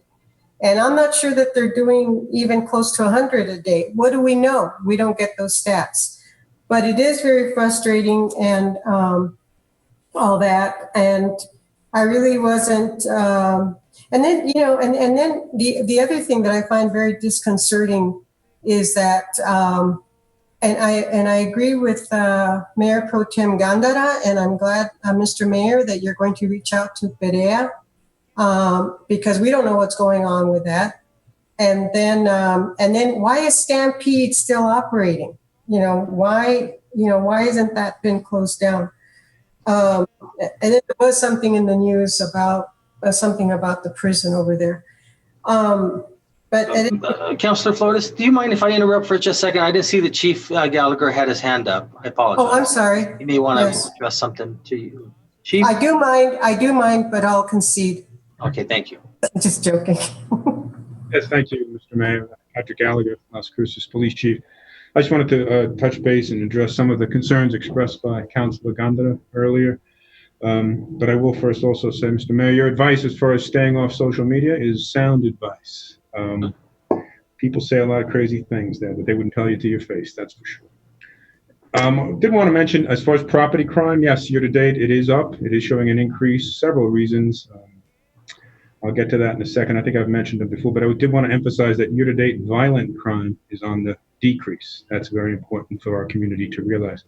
And while reports of shootings, again, reports of shootings are up, actual shootings are down. So we have less actual shooting incidences year to date. We are concerned about the number of shots fired calls that we're responding to. We don't know why. People are firing their guns a little more. Thankfully, they're not hitting people. We hope that continues. As far as the property crime being up, we had anticipated that with regard to commercial burglaries because they were vacant because of the COVID-19. The businesses have been closed down, and we're seeing that. In addition, we're seeing more automobile burglaries. We've seen several sprees of these burglaries, meaning more than one instance on one particular occasion. Numerous storage facilities being broken into in one night, numerous autos being burglarized in one night. We are making arrests on these as well. But what's important to note as far as what's causing a lot of this, it's twofold, both related to the virus. Read something this morning, and I hadn't had a stat on this beforehand, but it indicated that the detention facility was currently at 50% capacity. That's of concern because those are people who would normally be in the detention facility that we've arrested for property crime. They're on the streets now. That's the primary reason that property crime is on the arrest. The reason for it being down is detention center is thankfully doing a great job of preventing the further spread of the virus. And they've also, and in addition, the Las Cruces Police Department has resorted to issuing more citations than making physical arrests as well. So people who would normally be in detention, in jail, are out on the street. As far as Councilor Gondola, your suggestion that we get more collaboration with mental health providers, that's always welcome. We can always use that. And the meeting we had a couple of weeks ago, we're looking forward to the request for proposals from those individuals to see if we can move forward on that proposal. But as I've said once, and I'll say it again and again and again, problem is criminal recidivism. And the problem stems back to 2016 when there was a constitutional amendment that changed pretrial release requirements in New Mexico. It's so bad that recently the Supreme Court, if you do a little research on it, has convened a meeting on how to fix it. And that's very, very good news that they're going to try to find a way to make sure the most violent offenders and the most repeat offenders do not get released before trial. Many people deserve to be released before trial. Many don't. And that's the problem we're facing right now. The main thing in criminal justice, in my experience, criminals, there's a difference between the severity of punishment and the certainty of punishment. Severity in punishment is great. I could go to jail for 10 years, 15, 20 years life. What motivates a criminal not to be a criminal is the certainty of punishment, knowing that they will be punished. The way things are right now with criminal recidivism, it indicates to me they don't believe the certainty is there. So people have asked repeatedly, what can we do? We can hope the Supreme Court comes forward with some changes in the pretrial release requirements, and we can start keeping some of these people behind bars where some of them belong. So thank you. Thanks, Chief. Councilor Flores, I'm sorry, and thank you for letting us interrupt you. You want to continue with your commentary? Yes, I just wanted to add that we on the agenda for this Thursday's Economic Development PRC, we have two items on the agenda. It's this this Wednesday on the 20th. The one will be the history of the PRC, the economic development. The other is the discussion on economic recovery ad hoc committee, because that did come up. And so I think that's going to be the NOMER, Economic Recovery Ad Hoc Committee. And then later down, there were 4 other items that came up as agenda items. One is business assistance programs and partnerships. The other is destination downtown. The other is economic development and strategic plan. And then the airport / West Mesa Industrial Park. So, and so, you know, we're going to have to work on all of that. But I just want to let you know, Councilor or Mayor Pro Tem Gandara, that that's the NOMER, Economic Recovery Ad Hoc Committee. And thank you, Councilor Bencomo, for bringing that up at the meeting last week or whenever. Thank you. And now that's probably all, except I do really hope that I don't know how we're going to get the Department of Health to come through on what it's saying needs to be done, or how they're going to be able to implement what needs to be done. But we just can't have our people dying because, you know, we're just, you know, I mean, one more person who dies is, you know, a family who's lost a mother, a brother, a son, whatever, a sister, whatever. So I hope we can somehow get the ear get them to hear us. I don't know what they're doing in other parts of the state, but they're certainly not coming through here. Thank you, Mr. Mayor. Thank you. Councilor Sword. Thank you, Mr. Mayor. I'd like to have just give a short comment about some of the emails we've been getting. We've been getting so many now. I'm sure you all have been getting them too. I don't answer the ones that are a standard form, but those that are individually written, I try to answer them the best I can.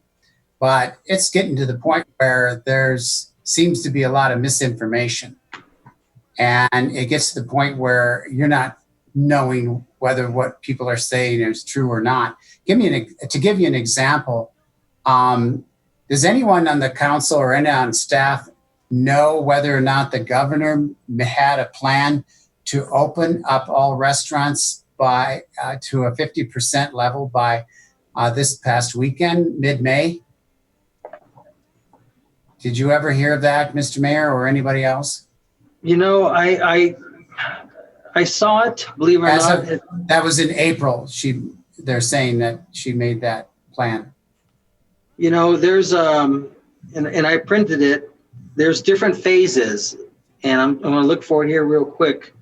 You know, I know this. I have like 5 or 6 newspapers I read every day in the morning, and I found this in either the Hobbs or the Roswell newspaper, and it said, let's see, phase 3. No, phase 2 was this is phase 2. Okay, I think and it says early June. Theaters may operate according to CSPs and capacity restrictions. Bars may operate according to CSPs and capacity restrictions. Casinos may operate according to CSPs and capacity restrictions. So that's in early June. Phase 1. Dine-in. This was a plan she put out at the end of April. Well, this is the plan, I think. Mayor. Okay, but is there 50% by? Well, on here, who's that? Barbara? Yes, Barbara. And I apologize for interrupting. Oh, please, Barbara. Yes, Mayor and Councilor Sword. Yes, the governor's phased return to work plan that was released on April 30th originally had a phase 1 dine-in service at restaurants and bars permitted at up to 50% occupancy. Oh, okay. So that was what was specified in the April 30th plan and then subsequently revised. Okay, she's revised it down now. Restaurants aren't even to be open yet, right? That's correct. Okay, well, fair enough. As you know, businesses are disappointed about that, but that's okay. I'm trying to help people understand what's going on, and that's all right. But we'll keep working on this. I want to mention something about UTVs, Mr. Mayor, too. I was not aware we're talking about an unlicensed, unregistered vehicles that operate on our streets. That's something that's bothering me. Having one of these UTVs going down the street and then have a license plate on them, except maybe they support cowboys or something. And I was witness to a couple that were no mufflers at all. I couldn't have had mufflers on it whatsoever, straight pipes. And it was awfully loud. Of course, they can operate them a little quieter, but they're never really quiet. So I'm really concerned about that. And I think we ought to get something done on that, not too distant future. Well, Councilor Vasquez is going to bring that up, Councilor Sword. He's got a plan, and I think it sounds it's really good. It talks about registering with the police department, make sure that it does have what the council, when they passed the ordinance that was told to us what they had. And so anyways, let's wait for him to get there. And okay. You can jump in at that time. Okay, thank you. That's good. That's good. And then one other thing, I would like to have a report on how our new swimming pool is coming along. What stage in the process of building the swimming pool are we at? if staff could answer that when it comes time for the city manager's report. That's all, Mr. Mayor. Thank you. Thanks, Councilor Story. Thanks for bringing that up. You know, with all this that we've been going through and dealing with, sometimes we forget about a lot of these neat projects that we had slated, and thanks to staff, we're still moving forward on them. It's just that, you know, we're all just inundated with so many things going on here. Councilor Bencomo? Thank you, Mayor. And I see Barbara's hand is up. I don't know if she wants to ask something else. Did you forget to put your hand down? Yeah, I thought so. Okay. And Councilor Flores, who always forgets to put her hand down, has her hand up. Good thing she's muted because she didn't sound too happy when she was Thanks, Mayor. It's so funny. I always come with my list prepared of things I want to say, and then I end up adding to my list as we go along. So a couple things that were on my list. There was an email with Ms. Dawn Sanchez regarding contact tracing, and it appears that that just DOH staff is taking part of that as of right now. And I wondered if, I totally agree with Mayor Pro Tem Gandara on some of these things, right?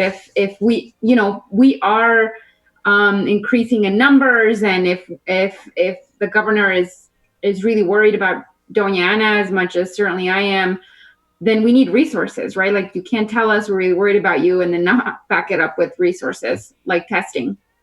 But then also hearing that contact tracing isn't necessarily where it needs to be for us. I'm wondering if the city, if we can put resources towards that. Is that something that we are able to do? And I don't know if that's a question for you, Mr. Mayor, or David, but I would like to know if the city of Las Cruces could put toward funding towards hiring a team of contact tracers specifically here in Las Cruces. Well, I do know that I read where I think Google and Amazon did not want to help participate in contact tracing, but nonetheless, I don't know what we can do locally. But if we have some resources that staff may be aware, certainly like to hear it. And it doesn't have to be today if you don't have an answer, but I just wanted to pose that to see what we could do. Maybe we can have an update on Friday, perhaps. Yeah. David, you want to say something? Sure. Thank you, Mayor and Councilor Bencomo. I'm not too sure what programs we would have to be able to participate in, but one of the things that I've made notes on based on comments from council so far is we definitely need to have greater collaborations with the County Department of Health, Ms. Jamie Michaels and that group there, to see what we can do countywide, because based on the numbers that we're seeing throughout our county, the contract tracing is really going to be important in the southern part of the county, and then some here throughout the city. So we can partner with them to see what availabilities we have through them and the Office of Emergency Management. And from there, I'll get back to council to see if we do have opportunities. As we mentioned, we've heard from companies that say they're up and coming and they have the ability to do this. They do have to get approved by the Department of Health. So I think if we get a better voice with our County Department of Health, since they have the staff and resources, that might help us move forward on some of these concerns. Thank you. Thanks, David. Thank you, David. I totally agree. Okay, so that was one thing. And then I wanted to provide an update from the utilities board from last week, just because there was a couple really important things that I thought you all should know. So first of all, the fiscal year 20 funds that were allocated for the utility assistance program were exhausted. So I think it was very good that we acted quickly and filling that back up due to COVID-19, because like I said, those were finally exhausted in the April report. I also just want to do a huge shout out to staff in solid waste for all the work that they've been doing in the last couple of months. There was huge increases in green grappler and the waste grappler pickups. Huge, huge, huge. My notes are terrible from that day, but Waste Grappler saw a 94% increase. And so just want to give a huge shout out and thank you to the staff of the department. And Dr. Garcia, I don't know if you want to add anything in this, but I just thought it was really incredible. And then I just want to note that an increase in this does not mean revenue necessarily, right? Which I think, it's what reminds me that increase in cost, while it feels not right and while it feels burdensome, I also understand that it will go directly towards the quality of service that this department provides for our residents, which is very high. So I just wanted to note that. I wanted to note that because so many utility staff are essential workers, that they've been getting access to testing pretty regularly, which I think is very good. And that was it. I just wanted to name that because I think there's incredible staff across the city, and I wanted to give them a shout out. But then lastly, the thing I'll add that just sort of came up with Mayor Pro Tem and Chief Gallagher around the reduction of folks within the Doña Ana County Detention Center. And I think, Chief Gallagher and I often have very tough and courageous conversations. We don't always see eye to eye on some of these things, but we always have these conversations. And I do want to note that I actually think that we should work on how we can permanently keep numbers low at the Doña Ana County Detention Jail. I think that's something that I'll definitely be discussing with David Maestas and other folks. And it is definitely a project that I will be undertaking because I think, and it was stated in the article this weekend that minimizing incarceration for nonviolent offenders is the right way forward. If prisons as they currently are worked, perhaps we would see less recidivism, right? We would see less people going back into the system. I believe that what reduces criminality is when people have their needs met, when people's lives are stable.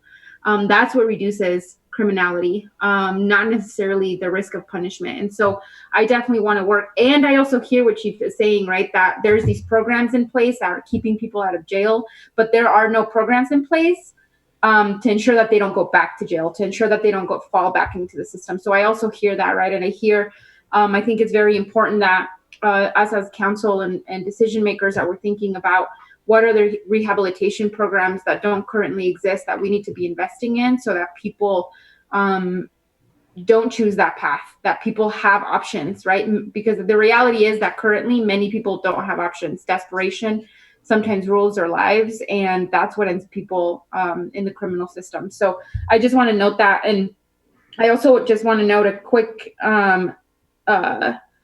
quote from the article, because I thought that it was a pretty powerful statement from, I believe, Chief Judge Manuel Arrieta, who noted the cost to house a detainee is about $100 per person per day, while the cost to rehabilitate someone through a specialty court is about $30 per day per person. So I think that that's pretty startling. I think we should absolutely be investing in the rehabilitation of people in our community way beyond or way before we start thinking about investing in incarceration. So I'll end there. Thank you, Mayor. Thank you, Councilor Bencomo. I'd be interested to see, when you have a chance, come up with you and Councilor Mayor Pro Tem Gandara. I know that's something there that you'd like to do. And if it makes sense, dollars and cents wise, heck yeah. I mean, if we can spend $30 to save 100, let's do it. Besides saving someone's life and damage to their, all the other things, ancillary things that go with that. That's right. The last time you put me on a one-person committee, you've upgraded me to a two-person. Two-person. Mayor, if I can, Chief Gallagher made mention of it. So probably for the last 3 weeks, I've been meeting with a number of folks to include Chief Gallagher, Chief Enriquez, Lynn Gallagher, and other providers, looking at our continuum of care, right, as it relates to his Chief Gallagher's concern about the recidivism rate, right? And so Mary White, Mayor, is a part of that conversation, and other private and nonprofits. They're just about ready around May 28th to put forth and we got some very staggering, I think I made mention this the last regular council meeting. Chief Gallagher actually provided some very staggering details about the number of calls, like in the tune of 1,500 calls that they're getting as it relates to either mental health and both co-occurring, be it mental health and substance abuse, and what law enforcement is trying to do. And so pretty soon here, you're going to see a very, in my opinion, collaborative and no matter what entry point people are finding themselves, be it at a crisis, before a crisis, have an issue, it doesn't have to necessarily be encountering law enforcement or fire, that they will get their need met in terms of mental health and all the other basic needs that are important. So I'm really excited. Their due date to put together this proposal and submit it to the city is, I thought, May 28th.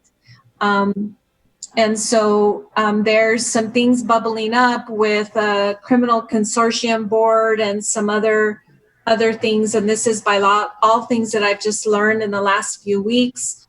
And Judge Argueta is a part of that board, and others like Judge Schultz having major concerns about, traveling. Sheriff Stewart was on this call as well. So I think we're trying to develop a nice continuum of services. Mayor, to our discussion about developing a behavioral health district. That's something that I'm working behind the scenes, and I just wanted to make mention that and the county is going to be brought into that. We're looking at talking to the local collaborative this week about this type of programming that uses jail diversion, which is all evidence-based, Intercept Zero, which is another evidence-based program, and the other one that I like to make mention is Stage 4, getting to the crisis. And honestly, La Casa put out a post on Facebook that talked about where we're going wrong, part 1. It is a former attorney and advocate, Barry Goldstein, breaks down what works, what doesn't when it comes to preventing domestic violence. And basically what he said is that the adverse childhood experiences, the trauma that people are enduring, not only children and parents, adults, that go undetected, untreated, is what it is that we're dealing with today. It's all these folks that are encountering trauma, then that don't get the help, a screening, go to a mental health provider, a substance abuse provider, and believe wholeheartedly that's why we're experiencing the kind of violence and shootings and different things, the property crime, and how unhealthy our people are. Because when ACEs goes untreated, we have medical conditions that are in our body that are happening, like heart conditions and high blood pressure and diabetes and all those things. And it's because of the trauma that people are not getting help for. So anyway, I just wanted to make mention that if people are interested in this article, it's really telling. And I'll send it to David Maestas and he can send it on to you all. But Thanks, Mayor. Okay, thank you, Mayor Pro Tem. Thank you for your work in this and all that you do, and Councilor Bencomo. Councilor Bencomo, did you have anything else you wanted to say, or you're finished? No, you're good? Okay. All right, I'm finished. That's okay. Councilor Vasquez. Thank you, Mayor.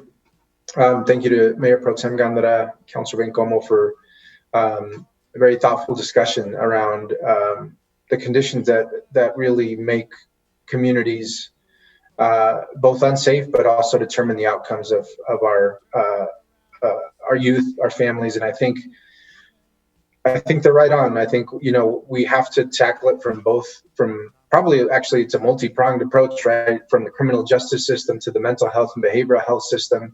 And one particular issue I'm really interested in is the built environment too. I think I've tried to champion having the resources where we most need them according to where crime is happening in our city. And so when I first came on, I remember asking for a heat map of burglaries and violent crimes across the city. And sure enough, they're concentrated in a couple of different districts, right? And so that's not a coincidence. Life in Sonoma Ranch is a lot different than life in the Belmont neighborhood or life on Picacho. The reality that you live in is drastically different, especially if you're a kid growing up in a family.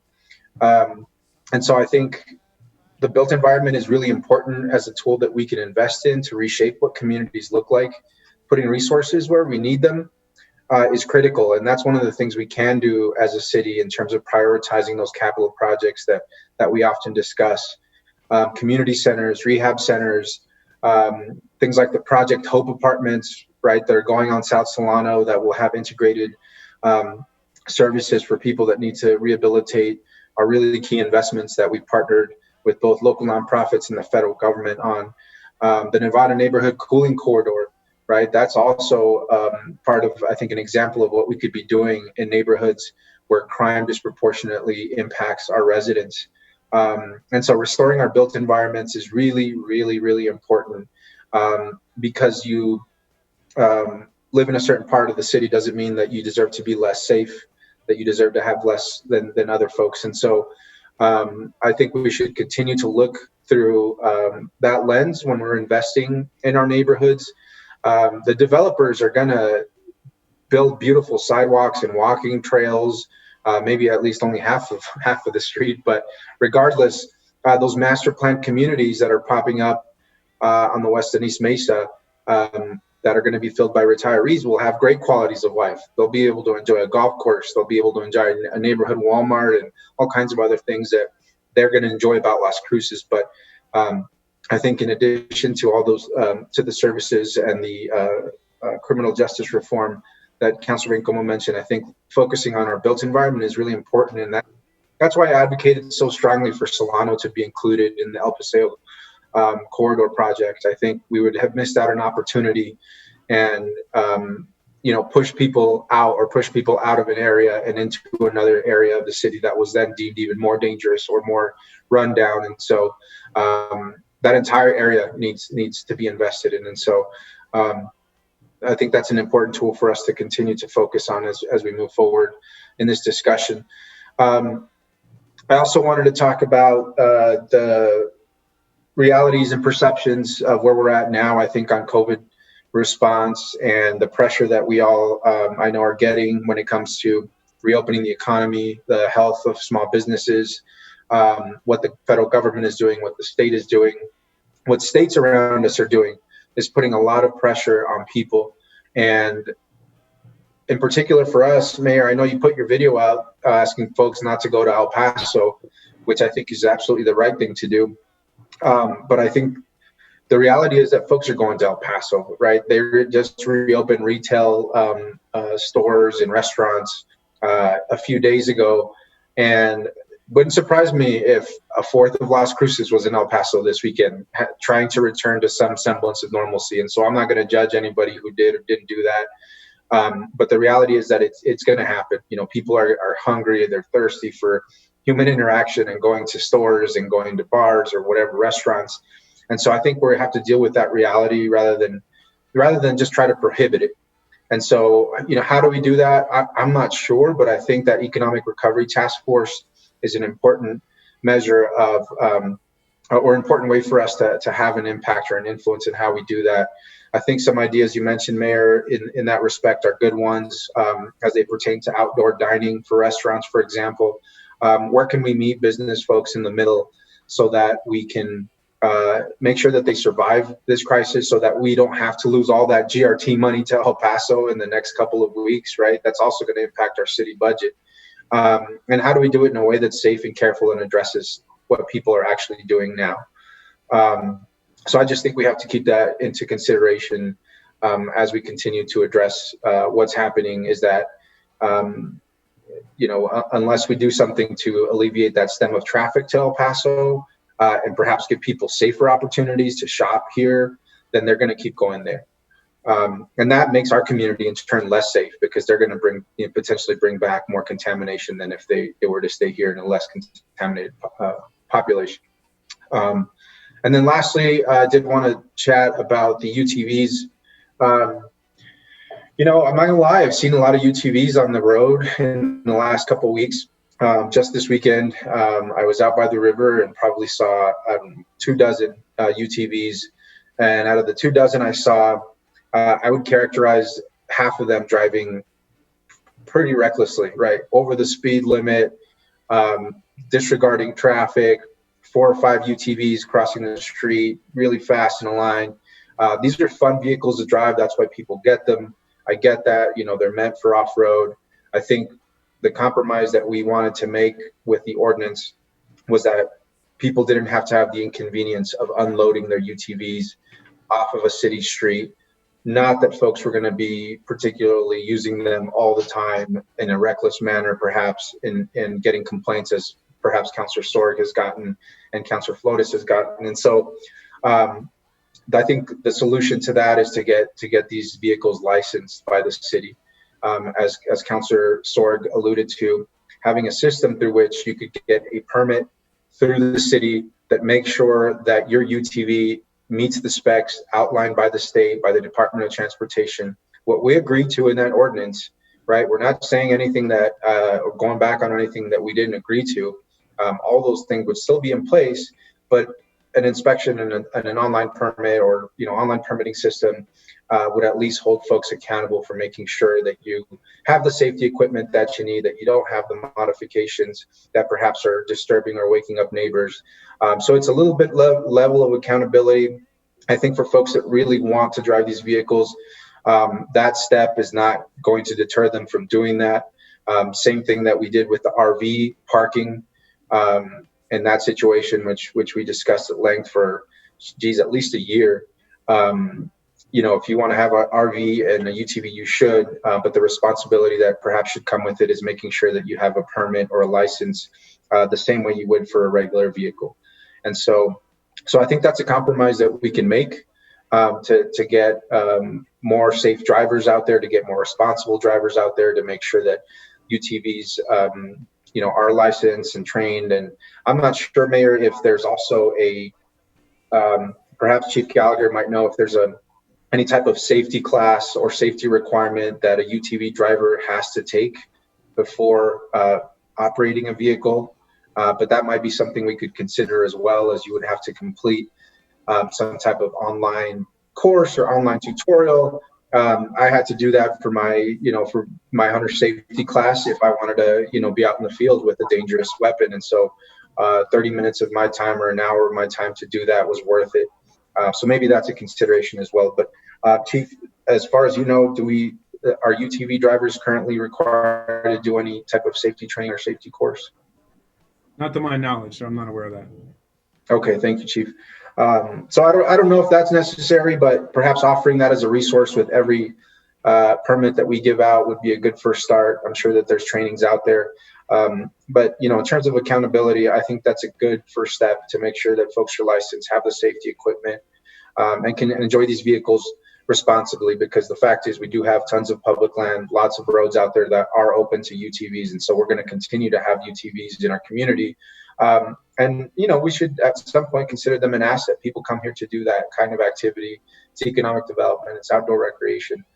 We just got to do it safely. So hoping that we can come back with some type of resolution or ordinance that will allow us to do that.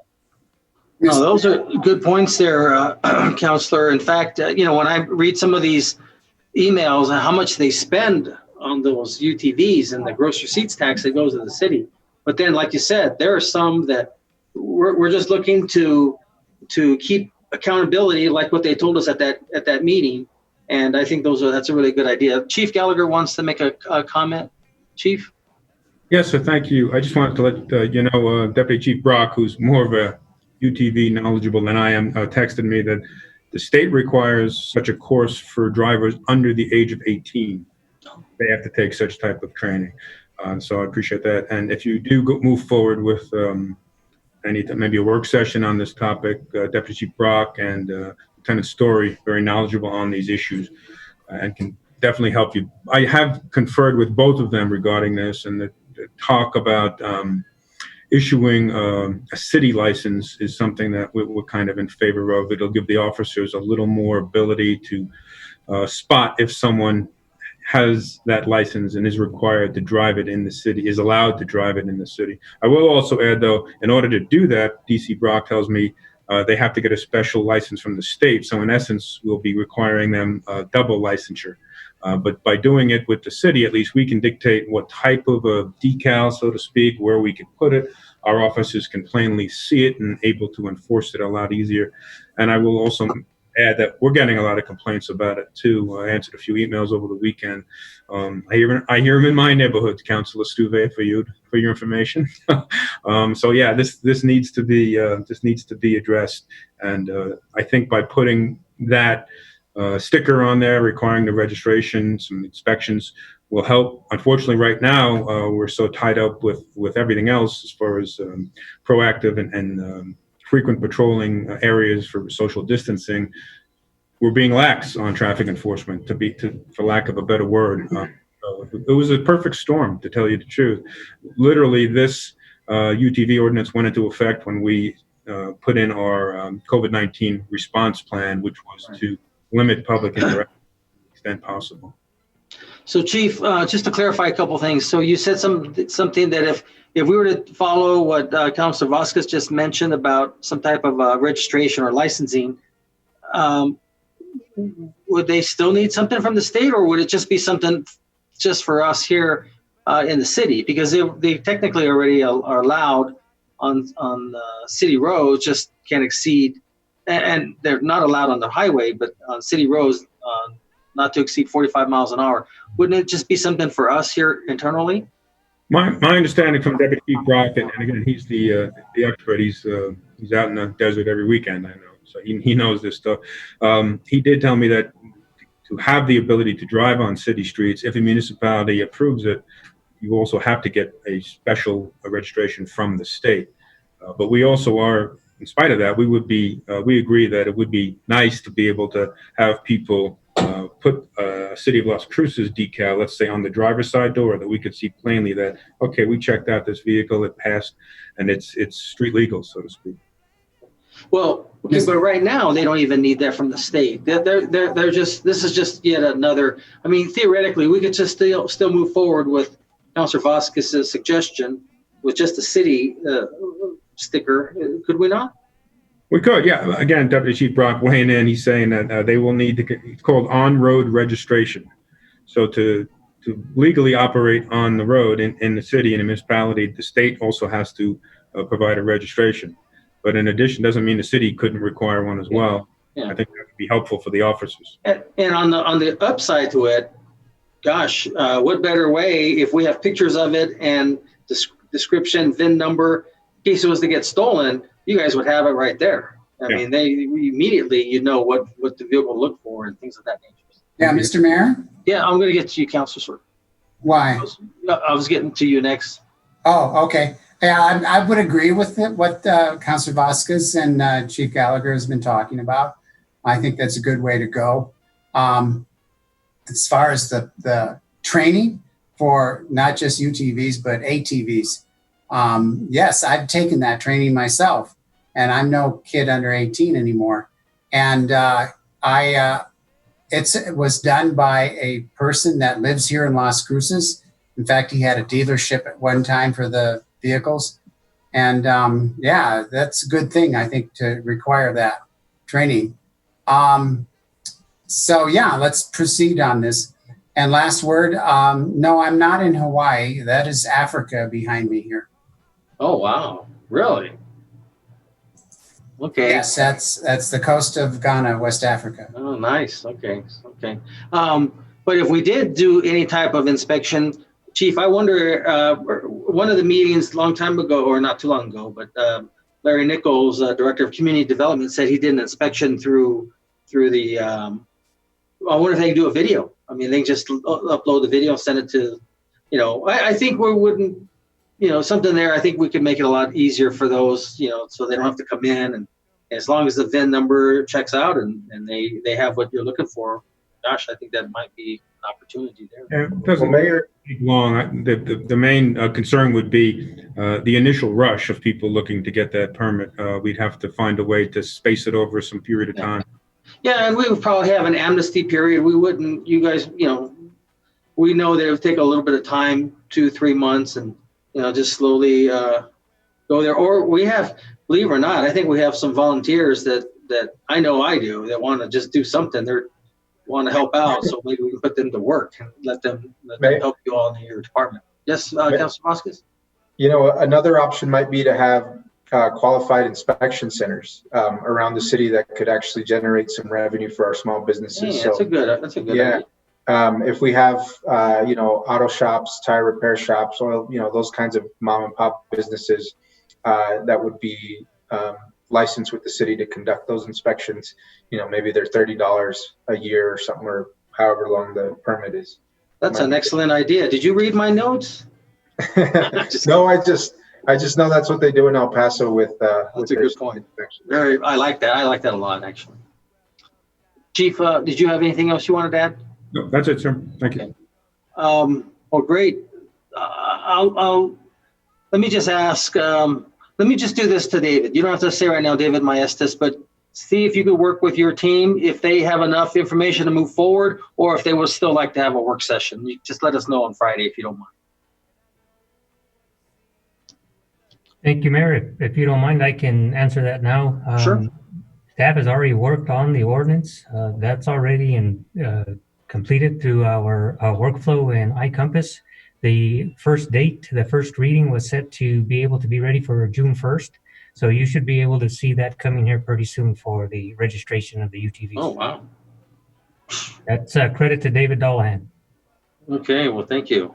Thank you, David Dollahan. Thank you, Councilor Vasquez, and Jennifer and Chief for working on that. Okay, Councilor Abeta-Stubbe. Thank you, Mayor. And Chief Gallagher, I think I know who your UTV ATV rider is. I got a message from him in great support of him riding through, I guess, the Arroyo area there. Thank you all very much. I do apologize for being gone. We had a countertop incident with one of the children, and so stitches, but a whole lot of glue and some antibiotics. So we made it. I wanted to say thank you to Mayor Pro Tem Gondra for her comments. A lot of what I was going to talk about today echoes some of those concerns that I've been feeling when we're talking about what is it with life with COVID. This is a new reality for us, and there are a lot of things that we need to think about for long-term scenarios. I was a bit concerned when I did hear about the testing capacity last week from the DOH. As we know, testing, tracing is going to be very important for us. And today we know that one of the main sites that gives out probably more tests than anybody else didn't receive kits from the state to be able to test.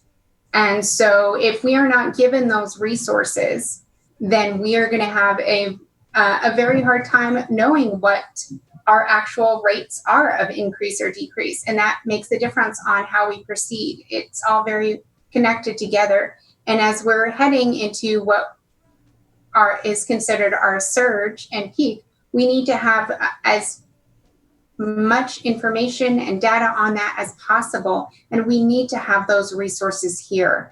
So I definitely think we need to reach out. If this is something, we do have a lobbyist. I don't know if he's necessarily directed for only certain measures, but I would say this is a time to use them to do direction and say, we need resources down here.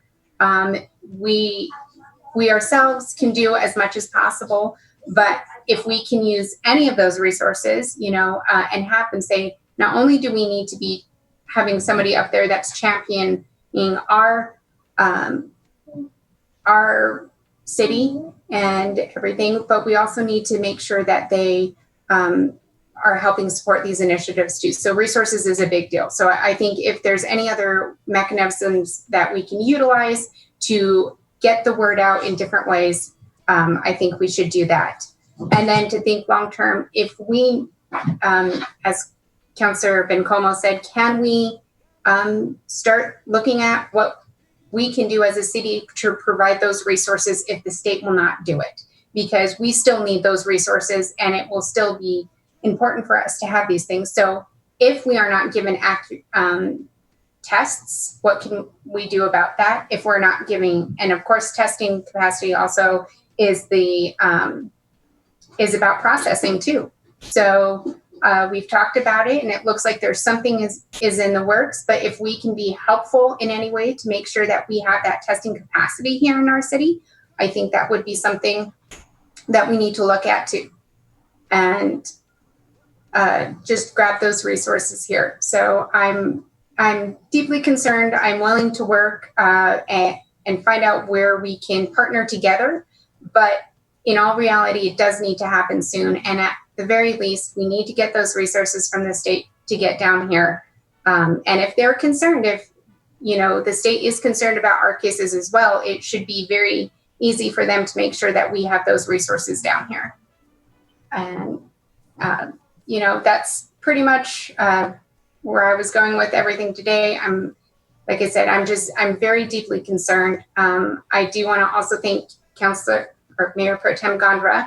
I also looked at Facebook once too many times, and it was not a good thing. And part of it, I've tried to be as responsive as possible to my constituents, business owners, just my neighbors whenever they've asked, and coming up with solution-based items.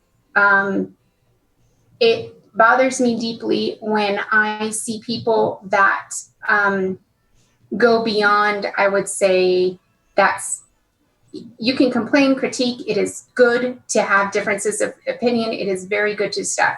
When you start getting into hate speech, and I had to call it out, I had to call it out because it went into this hateful, awful, ugly spot. And that's not productive for anybody. It really isn't. I think that we need to work together on this. It is a balance. Health is important to people. I know economics is important. It's that physical, mental, and economic health. And I've been talking about it. And I want people to know I will be as responsive as possible, always have been.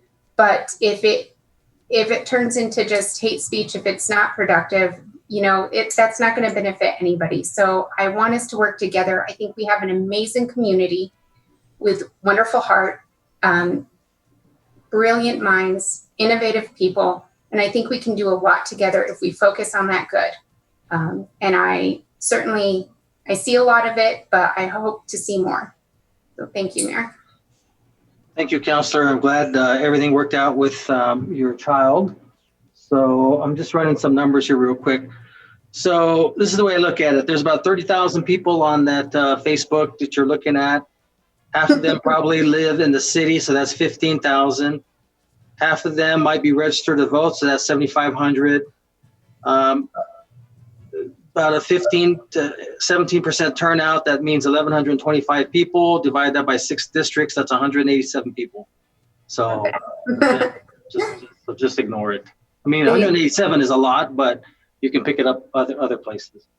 And like I said, there's a lot of good out there too. But oh yeah, and that's if all of them were against you, 187. Okay, so David, you're up. David Maestas. Thank you, Mayor and councilors. I only had a couple of items, but based on some of the questions and comments, I'll have a couple other follow-up items. The first one, there is some good to the internet and social media, one of which I wanted to update you on the end product that we had for the video presentation that was sent out as part of the East Mesa Recreational Complex as one of the projects in the GeoBond program. We actually had over 44,000 views there, and we had 136 responses. As many of you who have been to public meetings before know that that is well above and beyond what we would typically get. So hats off to staff in our community outreach office, PIO, as well as the staff of Public Works for putting that together and getting the responses that they did. They are now working on accumulating those responses and seeing what items may or may not need to be adjusted in the project and how we provide response back to our customers. The next one, we did receive a response from Dr. Landon about the parks reopening plan, the proposal that they put together. Unfortunately, you might recall we didn't get to that item on our Friday meeting. So Mr. Dahlhan followed up with them. He did respond back that the plan looked great and he didn't have any suggested revisions to the plan. We'll continue to move forward then with the plan that was in place, keeping in mind that as the governor comes up with adjustments, we will have adjustments as well. Also keeping in mind that we will be paying attention to the data here in Las Cruces and in the county to see how it affects our parks and our programs that they have in place. With respect to the community pool question, the update that was asked for, design is 90% complete. Staff is actually working on a CMAR right now. That's the construction manager at risk contract so that we can go to the construction phase.